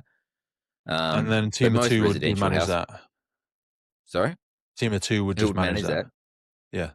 Team 2. Yeah. The team of 2 would manage that. Sorry. Oh, sorry. Yeah, sorry, I talked over you. Yeah. The team of 2 would manage that. And then, if another truck comes in to back them up, then someone can help feed a bit of hose in. But generally, those 2 people will be the second BA team anyway. So maybe the backup pumpy, but it works. Yeah. So you said you don't think you get enough flow. I'm getting technical now. Don't worry, we won't go there for too long. But like, we don't think you would achieve enough flow out of a first aid reel, Oh, hose yeah, reel. absolutely. You can, and people have How proved much time do and I time again need that then, you Matt? can. Well, Do you how use flow efficient are you? meters? Not often, no. Okay. Yeah. But are they on truck standard or? No. Okay. We could probably pull it up on one of the digital gauges. They are Yeah. there, but we don't religiously use them. The idea for me is when you're looking at those hoses, you don't have the ability to dial up if you need to. If you want larger volume, it's not so much there. Mhm. And the other half of that kind of conversation is what are we training for again? Mhm. Like, even if you think about the rare residential house fire that we get these days, what are we going to do? Are we going to use that as, it's only this, we're just going to do this the easiest, quickest, whatever way? Or, hey, we're going to do the best job we can here, Mhm. but we're also going to do it with the 38, so we get more experience in using 38 at live fires. We Mhm. get better at it. We make sure our skills are honed, and if you start cutting corners at jobs, then where's your Where's the backup? where's your final place? Yeah. Where's the So reserve? What would you charge a yeah, 38 to? What pressure would you charge that to? about 700 kPa at the nozzle. Yeah. Okie dokie. And what's the So capacity of a truck? they'll happily um oh they'll happily drop above 1500 kPa with our trucks, about 5,000 liters a minute kind of thing. 5,000. And what's the water capacity Oh, in a truck? testing me now, anywhere between 16 to 1800 liters. Wow. Okay, Mm. so we have 1,800 liters on the vast majority of appliances. Some carry a little bit more. And you'll charge that 38 to 7 bar, so 700 kPa. Yeah. roughly 7 bar. Well, it's exactly 7 They're a bar. 7-bar branch. So, yeah, that's the goal. Yeah. Mate, this is my frustration because we will throw out a 52 and people will charge it. If I said charge that main attack line, people will probably charge it to 4 bar. Probably. That just seems to be what we've taught from training school. It's like if they want a pressure Yeah. increase, they'll ask for it. But then people will go to the branch, set it to 225 litres a minute or whatever, and assume they're getting 225 litres a minute out of that because it's a charge line and it says 225 on it. But if you turn the branch on its Yeah. side, it will tell you that it should be charged to 7 bar to achieve that flow Yeah. rate. But even within that, there's so much variance when you start talking about that subject. And it's one that, like, I think I have a little bit of knowledge in, but I would like a lot more, where you start talking about, you start flowing more water and you start increasing the pressure and you end up with more friction loss and your flow rate changes and you end up with more friction loss again. And there's all these kinds of things that when I say we have 700 at the branch, we're using a Fireground calculation that we know is wrong. So, it's one of those things. It's like we've got about 700 at the branch ish, but when we're 100% using a Fireground calculation that we know for You're a fact still is a wrong. hell of a lot closer So than us, though. So I know we lose half a bar per length of, sorry, zero point 0.2 bar per length of 64 and like 0.4 per length of 52 or whatever. So we're losing that a little bit every time we're but it flowing. also depends greatly on your flow rate, your type of hose, whether or not there's bends in your hose, all that kind of stuff. Yeah.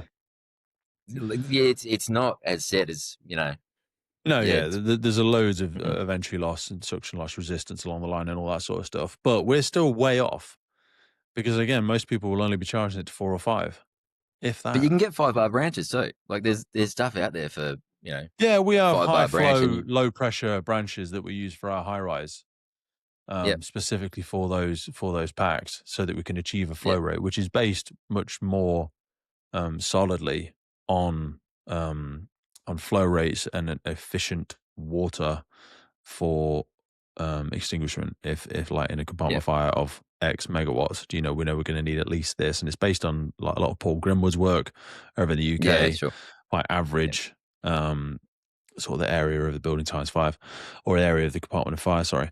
But yeah, I think there is still, I think there's still loads of the foundational elements there that we need to have the humility to lean back into, to kind of wrestle with, if you will.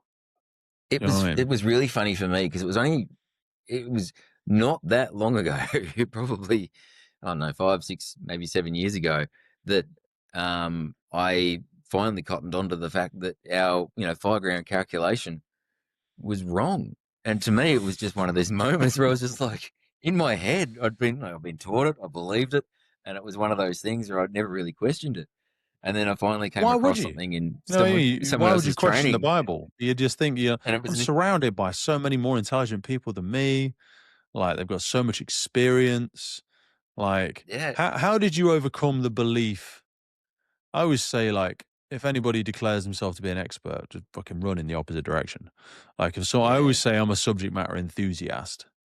Do you know what I mean? Because yep, we're all at best for students. me.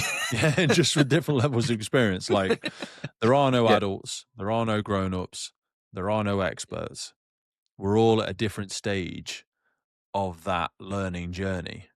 yeah, But when you're right at the beginning, or even just in the few years in, you're literally never going to catch up linearly from a time perspective with someone that's done 20 years, because every year more you do is every year more they do.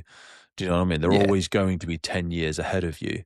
But that doesn't really account for, experiential learning, because you can shrink that time horizon through where you work, the training that you do, the yeah. things you Oh, yeah, experience and who you're yourself to exposed outside of to. it. Yeah, who you're I mean, exposed what's to. that saying? Show me your closest 5 friends, and I'll show you your future.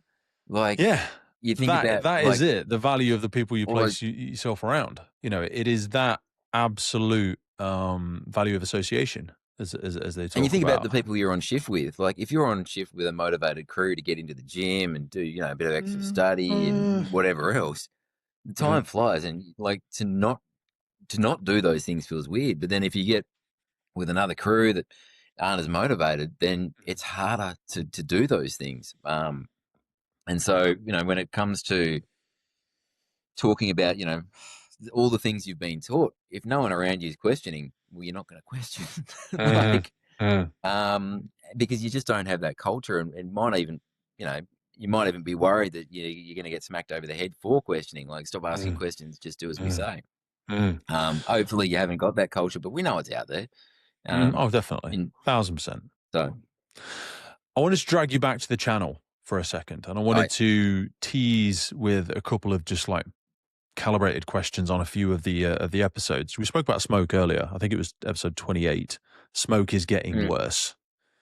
Yeah. Could you give me the 4-minute elevator pitch of why you thought that was necessary to put out as an isolated bit of training? It's sometimes a little bit hard why I've decided what I'm going to do next, but usually it's just either I've had a conversation or it's potentially the previous videos that are leading towards these things. Like, in a way, the 40 odd videos, it kind of starts at the first one and tells the story all the way through to 40. And it may not seem that, because every now and again I'll just chuck a random one in.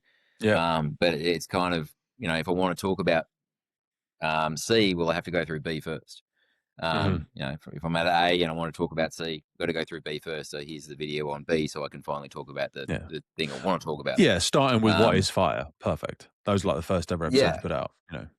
Yeah, and the first 10 were like really carefully thought out for that exact purpose. Is like actually like walk you through it, and then I've kind of gone a big rogue with some of the others. But when you're talking about smoke, I've done a fair bit of work around like smoke and its effects, not only for people in buildings, but on firefighters and on the general public, for training facilities and bushfires and structure fires and all that kind of stuff. And when I say I've done work, I've just read what other people have done. And in that, I've sort of keep on coming across this thing where it's a much bigger hazard than we're giving it credit for some of the effects that it can have. And, you have a look at things like the Sydney bushfire, the New South Wales bushfires a few years ago. They call it the Black Summer Fires. There's a death toll from the fires itself, and I can't remember exact numbers, so I'm not even going to try. But it's, they were pretty catastrophic fires with, pretty serious death toll. But then when you have a look at the death toll from smoke affected people in the Sydney area, it is astronomically more.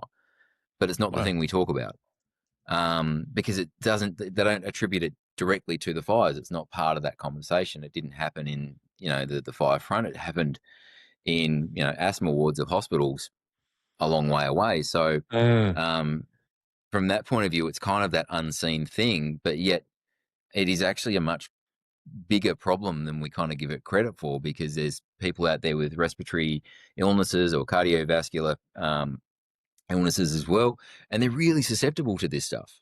And then when we think about before, like when I was diving into that complex building stuff, I learned a lot in that. Like, I'm not an expert about that stuff whatsoever, but in learning about that stuff, I learned that, a lot of the people that die from, in those larger events is from smoke. And so you start to consider, start looking at how that occurs and why that occurs. And you look at some of the stuff that David Purser does. He's really interesting scientist when it comes to the effects of smoke on humans and everything else. And it's I've not come across that name before. I'm going to look him up. Oh, well worth it. There's good person to read his stuff, and I think he's done a few things on online as well. So it's one of those things that I think it's the more we know, the better we can do by the public. And even if it's just warning them, like sometimes we can't do anything about it, but if we can, warn them, there's a big plume coming your way. Let's do a rundown of it. So this is 2019-2020 Australian bushfire season called the Black Summer. Ran roughly June 2019 through to March 2020. worst in the east and southeast coast, New South Wales, Victoria, parts of Queensland, South Australia. Been the driest year. The destruction over 24 million hectares burned. Jesus Christ. Yeah. 3,000 homes built and destroyed. Yeah, when you go into the death stuff, that is interesting, isn't it? So indirect deaths and deaths from smoke exposure. So the direct death toll from the Black Summer fires was 33 people. However, the estimated smoke-related deaths was 417, with a combined Yep. human toll over the city was often cited as roughly 450. Yeah, 417 smoke-related deaths linked to sustained severe bushfires and smoke across eastern Australia. Yeah, that's massive, isn't it? And Yeah, that and it doesn't kind make of the goes news probably. unreported Mm, in many ways. mm, Yeah, mm, because it's not part of the fire front. It's sort of that unseen thing. So when it comes to why I, am passionate about, um, you know, making a bit more education for smoke in my own little way, mhm. that that's one of the reasons why, I guess. Why has it gotten Yeah. worse then? Or why has it changed? Oh, Or is it well, always just bushfire we've smoke is never. probably the bad example for why it's getting worse. But why it's getting worse is comes back to something called the equivalence ratio. Essentially, when we're talking about fires in modern synthetics, there you have a look at. Don't quote me on numbers here, but if you have a look at timber is around about 50% carbon, some hydrogen, some oxygen. It's all Mhm, built into the fuel source. So when it burns, there's already oxygen in the fuel source there to oxidize the carbon. All right, and then that's what's burning. So the carbon, some of the stuff that builds all the bad things, is already being oxidized and turned into carbon dioxide, which mhm, is less harmful than, say, benzene, which carbon can make if it forms a ring of six. mhm, Um, so the more the carbon can be fully oxidized, the more the fire can burn cleanly, the better the products are coming off it, if that makes sense. yeah. So if you have a well ventilated fire, it's going to make less of these bad products. Where if you have And we an can see that most underventilated fire, obviously with bonfire versus house fire.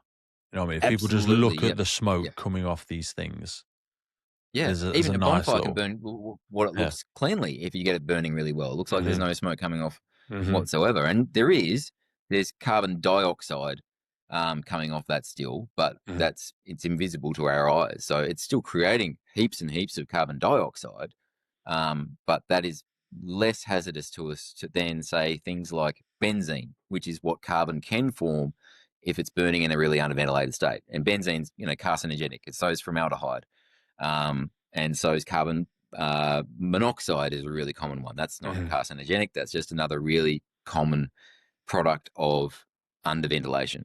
And so mhm, that's what you kind of get is once you've got fires that are burning with more fuel being created than there is oxygen to actually oxidize those fuels, mhm, then you end up with much worse products and lots more of them.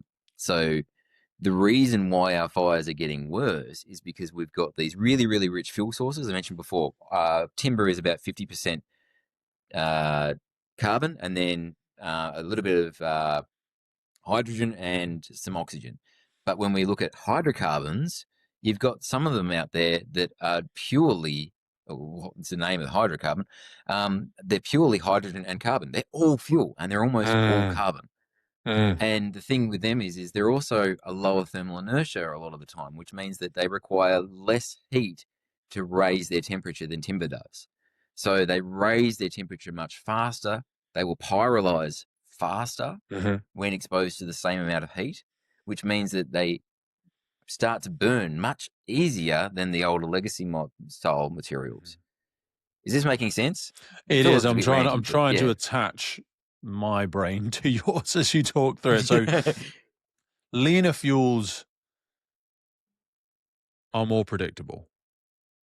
Richer Yeah, so ones you've got are what's the one when it's a purely when it's like an equal when it's balanced like the perfect perfect combustion is like a what's the term? stoichiometric. Stoichiometric. Yeah, perfect So combustion is you've got stoichiometric, where the it's exact the right amount of stoichiometric ratio. oxygen Yeah. needed to burn all the Yep. fuel completely. I Yep. always You'll forget end that up word. with It's such a fucking tongue twister.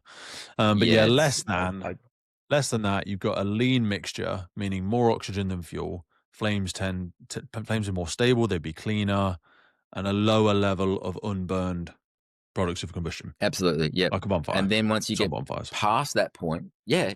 Mhm. But then once you get past that point and you end up with less oxygen than there is Yeah, you've fuel, got a rich then you end mixture up with more fuel than you end up oxygen. with a Rick's mixture, and then That's you in end the up danger with zone. Like, it's more unburned carbon fuel being produced collects. than there is Yeah, oxygen to. yeah. And then there's also things like nitrogen in there that can That's when form smoke hydrogen becomes cyanide. ignitable. Yeah, absolutely. Yep. Yeah, that's Yeah, when we're looking at and that's fire how it gas becomes ignitions ignitable and stuff like that. So when the mix because you get is not enough oxygen, that's when people start yeah thinking in the territories of flashovers, backdrafts, rapid fire development, smoke explosions, yeah, all and it's those mainly because elements. there's heaps of carbon monoxide in there, and that's really flammable. Its flammability range is like 15 to Mm. 75% or something crazy. So like it loves to burn.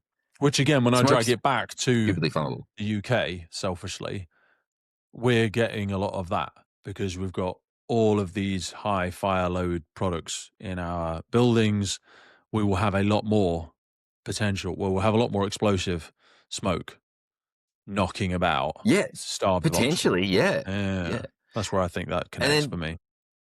that's the tricky thing as well because when you look at smoke, you can look at really bright white, sort of clean looking smoke, and it can be flammable because pyrolysis can present that way. And you can look at really dark, nasty looking smoke, and it can be flammable. Or you could look at both of them, and they might not be. Mhm. Like it's just really, really difficult to be able to look at smoke and say if it's in its flammability range or not because it varies depending on the combustion process and all kinds of other factors. So if you don't know which one's flammable and you can't I tell, what do you assume worry all smoke is? about So, battery fires in properties. oh yeah, lithium Specifically, ion. yeah, I know Yeah, you did a video a little while back now. I don't know how yeah, much of you touched on it because it was a longish one. It was like 15 minutes or something like that yeah, around lithium something ion. like that. Yeah, Because that's when if I looked at so I had solar panels, photovoltaic panels on top of my property at the house that I had in my previous relationship, and we talked about getting a battery storage system because we didn't use all of it. It'd be nice to build it up during the day, underfloor heating during the night, all that jazz. yeah. Um, the secondhand market for batteries was still very expensive. Weren't sure on the life cycle of them if the juice was worth the squeeze, so we didn't end up getting them. But now that EVs and there's lithium ion batteries. There's probably 20 in this bloody room that I'm sat in here. It's probably Oh, look, similar for you. I'm So surrounded by them fucking right now. surrounded by So me. making that So as video is that difficult. as that Yeah, technology accelerates, the price point will come down. They'll probably last a bit longer. Whatever. The environment will pay the cost. But anyway, I think we will see more people storing energy in their homes yeah. with large battery banks somewhere in the property.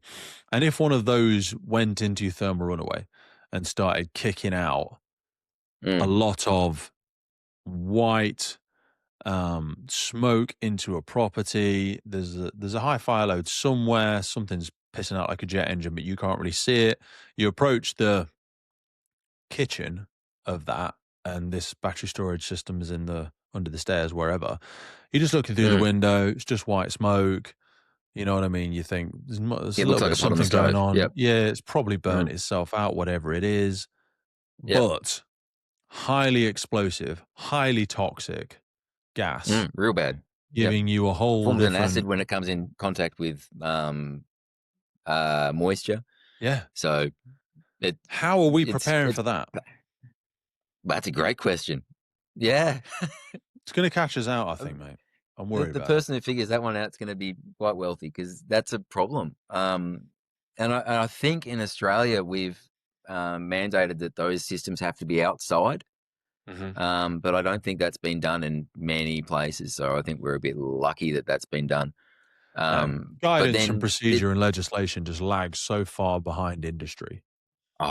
You that's know what I so far, mean? especially with this industry. It's being able to keep up with something that is evolving as quickly as it is just an impossible task. Mm. Um, but It's a really interesting conversation, lithium ion, because that people sort of go, well, what if it goes into thermal runaway and starts a fire? And I'm less worried about it going into thermal runaway and starting a fire, because by the time a fire crew arrives, it's probably burnt out and it's back to being a relatively normal house fire.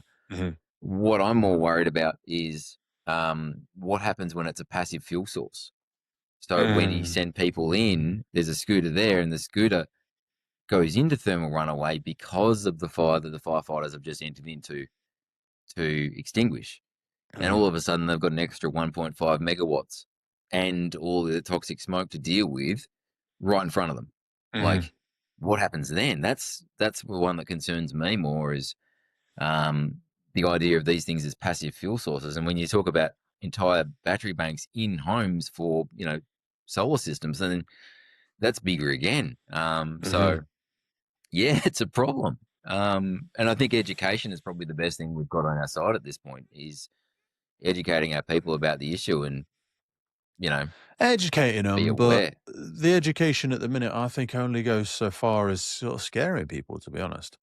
I'm not sure we're Yeah, telling them and the what it's to do when.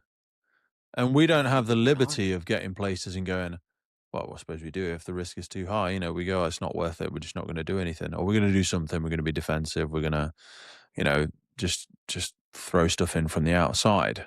But at some point, mm, like a regular drill that I run with people on my station now is cars in thermal runaway and yep, operating, extrication under breathing mm, apparatus, and seeing how yeah, many right, things they yeah, still do or don't do, because they hmm, get trenched into that.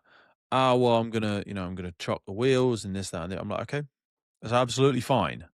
But at any mm, point during this drill, you have to imagine, and I'll take some photos as you go through, not to embarrass anybody, but just to go at any point during this drill, the photo is taken where there is a smoke explosion.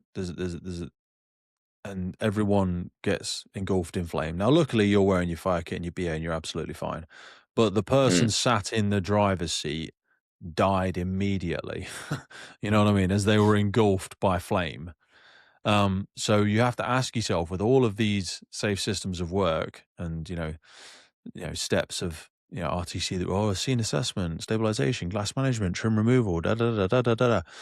Okay, which of those are still essential at this point in time?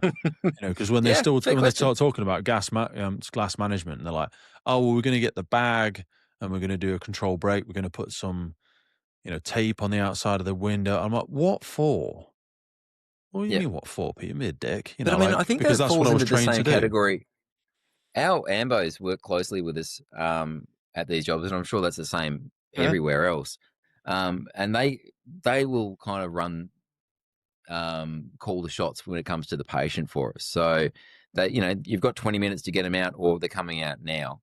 Mhm. And in some ways, I think that still applies for that situation where we know that, oh, okay, you're going to give me 20 minutes, you're going to give me 40 minutes. We're going to do primary, secondary Mhm. stabilization. We're going to manage the glass. We're going to peak Mhm. and peel. We're going to do Mhm. all these things, and we're going to get them out with nice spinal alignment. Okay, Yep. we've got the 45 minutes to do that. That's great. Well, the AMBO says they're crashing. I need them out right now. Oh, everything goes out the window and we get them out right now. And oh, okay, well, maybe we haven't managed spinal alignment. Maybe, now we've got issues with whatever else, cuts and Yeah. bruises and Yeah. anything else. They're still alive though. Yeah. And that's kind of the conversation to have there, I think, Mhm. is, once again, dynamic risk assessment. What are we actually looking at?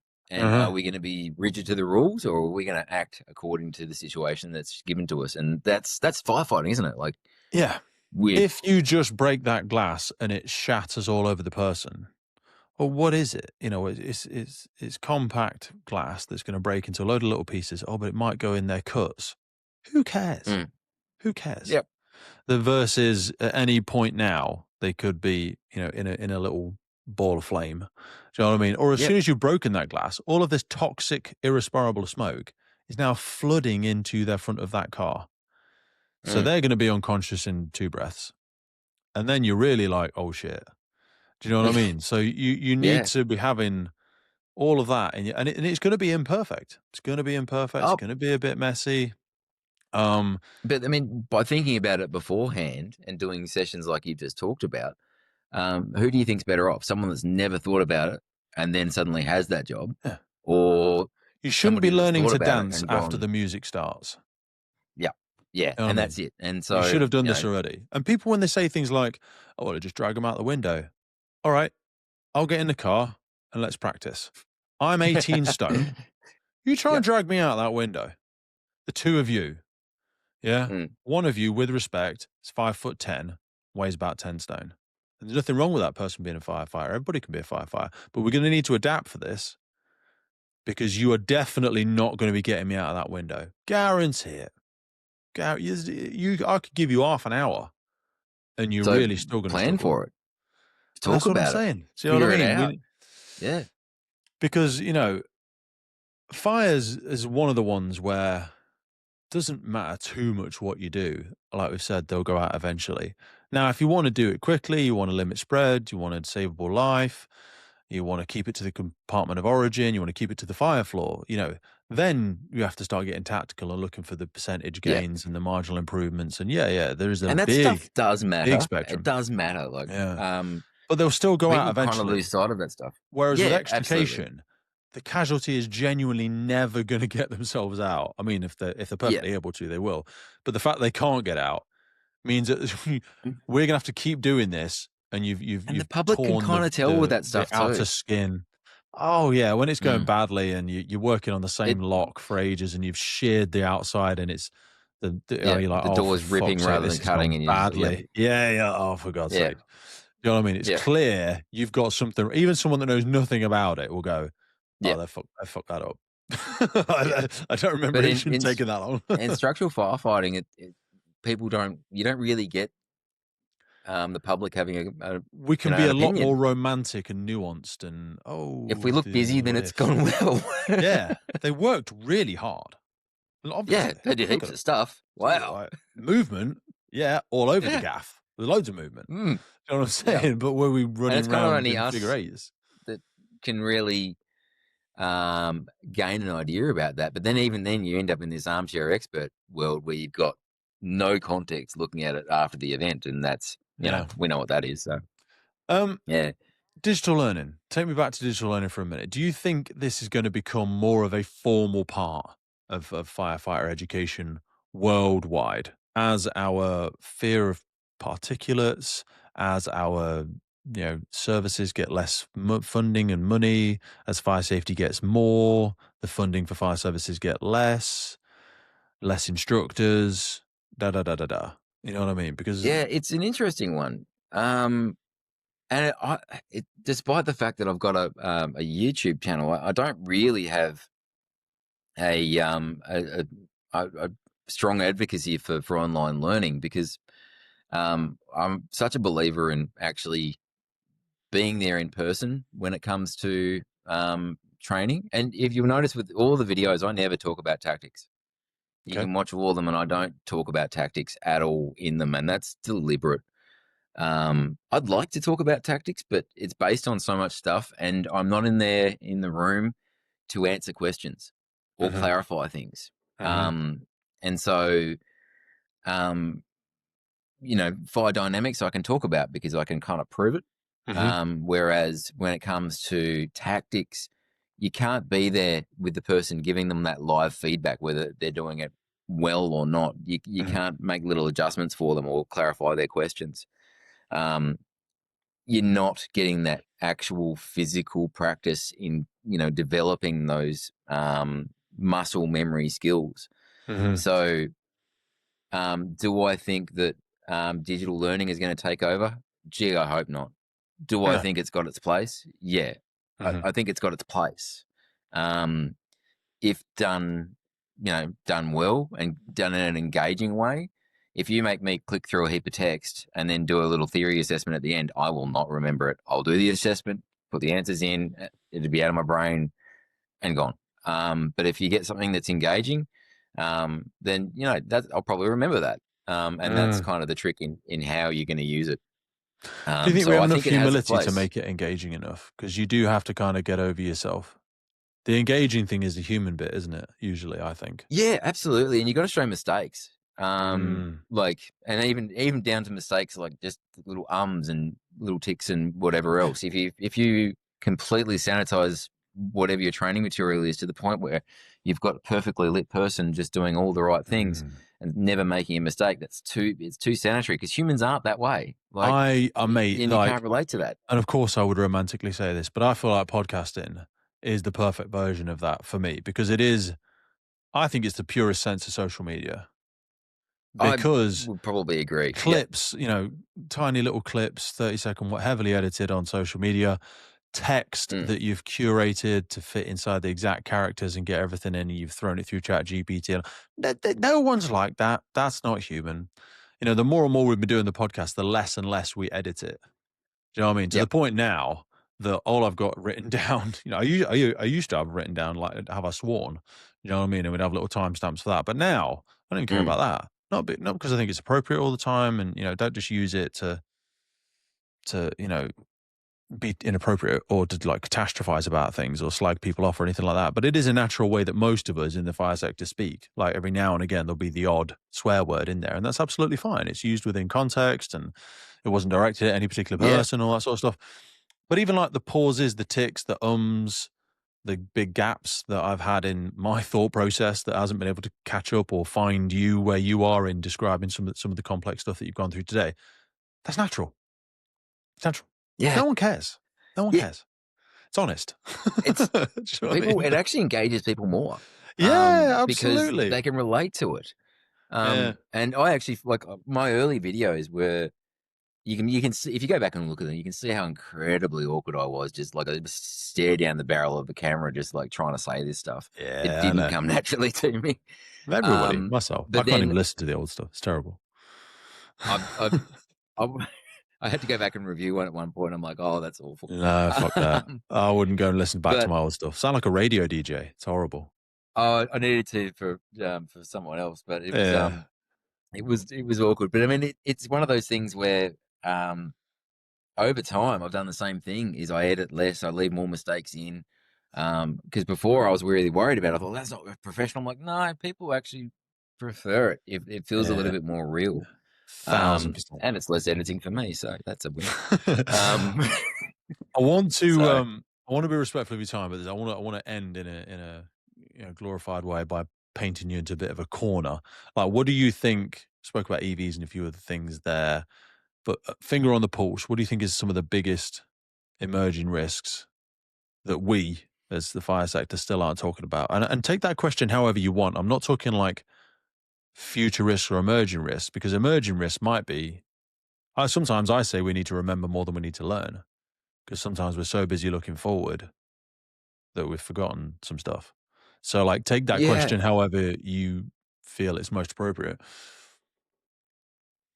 I think there's a lot of stuff that you could talk about here, but for me, like if I stick with the themes of what I've already started with, is it's getting back to actually physically training. Like the more we move into AI supported videos and everything else like that, it's going to be harder and harder to see what's real on the internet. Mm-hmm. The more we push to online training, the more tempting it's going to be to, we'll just replace this bit of practical training with this bit of online, and we'll just do a bit of this and do that, and remove the hose management stuff. Everybody knows that. We've all done that before. Bit by bit, bite by bite, we run the risk of degrading the training. Mm-hmm. And this analogy's been around for a while, but I still really believe it. When you talk about you play a sport, and let's just say, every Sunday you play a match, and it's just a social league. Well, what do you do to play that sport? Well, you train on Tuesday and Thursday nights, and if you miss training, you don't play. And we do that just to play a social game of sport. What do we do to fight fires? When was the last time you did really good live fire quality training? Mm-hmm. And that's it's an interesting analogy when you talk about something with really low consequence versus something that potentially has really high consequence, and then the value of training we put to it.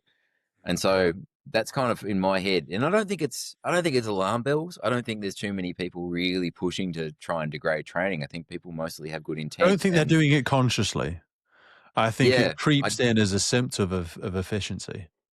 And yeah, also and the it's fear of cheaper and overload. easier, and Like, there's been a safety event on this piece of oh, equipment, or, yep, we lost some firefighters in the UK through a combination of construction challenges. I'll broadly put it under that term. Like, there was things to do with constructions that perhaps weren't seen, identified quickly enough as the emerging risk happened. So, like, we'll knee jerk and punch out some online training around structures, or around mm, identifying. But, like, a lot of those are reactive, and the fear is we need to get it out quickly, efficiently, to as many people as possible. Well, the easiest way to do that is just online package. Online package. Do mm. you know what I mean? And then And look, they have their place. history will show that we did put out some training. Mm, mm. And look, And they then, have their place. I mm, think but it's used correctly, like any tool. Like, don't use everything as a hammer. It's mhm. there's the Supplement. right tool for the right time, And when I talk about and fitness and so supplements, I'm like, this stuff is a supplement to good food and good sleep and good, like, hydration. and It's not going to a the gym, and replacement. yep, Yeah, do you know what I mean? There's no yep, magic pill to any of this sort of stuff. no, and Um, that's firefighting. There is no silver bullet to it. Like, no. it's hard work, and it's study, and it's Mhm, discipline. So, mhm. mm, What's next for you? We'll direct people over. They can go and find the YouTube channel. They can find out more about you, more video education, professional leadership stuff, family, doctrine work. What you on with? kind of all of the above. I've just finished up on a senior station officer development block. I was sitting in there being a participant, so that just finished last week. So I've got an enormous amount of coursework for that. But YouTube wise, I've got aspirations for making sort of documentary style videos as well. And I might have already Nice. alluded to some of the subjects that I want to cover in that, because there's some big stories to tell. But it's just about just getting there and telling them, and yeah, going from there. Takes fucking ages, doesn't it, as well? And like, Oh, so long. There's so much work. Yeah, yeah, and also, like, if yeah. you're They're doing a lot of it huge by amounts. yourself, to do the Yeah. documentary style stuff, you need resource and Oh, access to stuff and all that sort of jazz. even the videos I make, they're usually a couple of months for me to make them. So that's why I'm just, I don't upload that often. It's because they take forever. So I'm not very efficient. I'd say I'd love to introduce you to Adam. Adam runs Drillbook for us. We have a little app called Drillbook. I'll send you a link to it. It's totally free. I don't really know much about apps. Adam's the big brains behind doing it and all that sort of stuff. But I'll bet there's a way in there that we can promote your channel. Not to, like, pull anything off it and reuse it, but directing people out to it. Because I always say to people, like, rising tide raises all the ships. Yeah, I love that So there's saying. That's there's no cool. point to reinvent the wheel. Do you know what I mean? We're not in Mm. competition with each other. And when people talk about stuff like what you've done, Oh, there's I'm no like, competition. Absolutely. this No. should be utilized in, you know, I'm going to punch it out there and just say, all, UK fire behavior stuff. They should have to go and watch all of these modules before they come in, because I think it flattens that really steep learning curve a little bit for people when they can Mm. look at this That's stuff in the kind of the hope. isolation, yeah, and of their own home, in their own Mm. privacy, and go through it and watch it 50 times and really Mm. make notes. And then a lot of that is less overwhelming as they try and onboard it when they're entering into the sector, or even as they're entering into instructor. I think a lot of instructors should go back and look at this sort of stuff, because we use that blanket term of fire behavior instructor, attack vent instructor. And I'm like, well, very unlikely we all went through the same thing, to be honest with you. I know, because Mm. I've done all of those qualifications, and I still come across a lot of international experts that we have on the podcast, and I go, "I was never covered in my TAC vent course." Yep. How do they not Not know that? not because they were stupid, not because maybe they didn't have Yep. time, maybe they had to Yep. consciously skip the module because it was taken from a 5-day course down to a 4-day, whatever. But the point of the matter is, Yeah.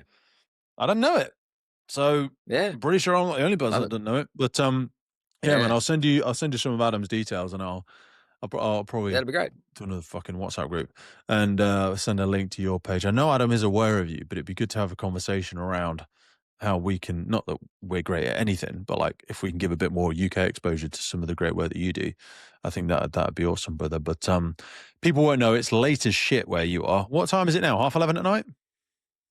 Yes. Yeah. Yeah. It's Go all to good. bed. Go to bed. Don't start doing any Yeah. I'm not. editing now. Go to No, bed. I won't do any more editing. Oh man. But send my love Yeah. to the family and everybody else, brother. I really appreciate your time and I'd love to have you back on in the future, mate. No worries. Thank you very much for having me. Cheers, It's man. been cool. All Don't right. Cheers.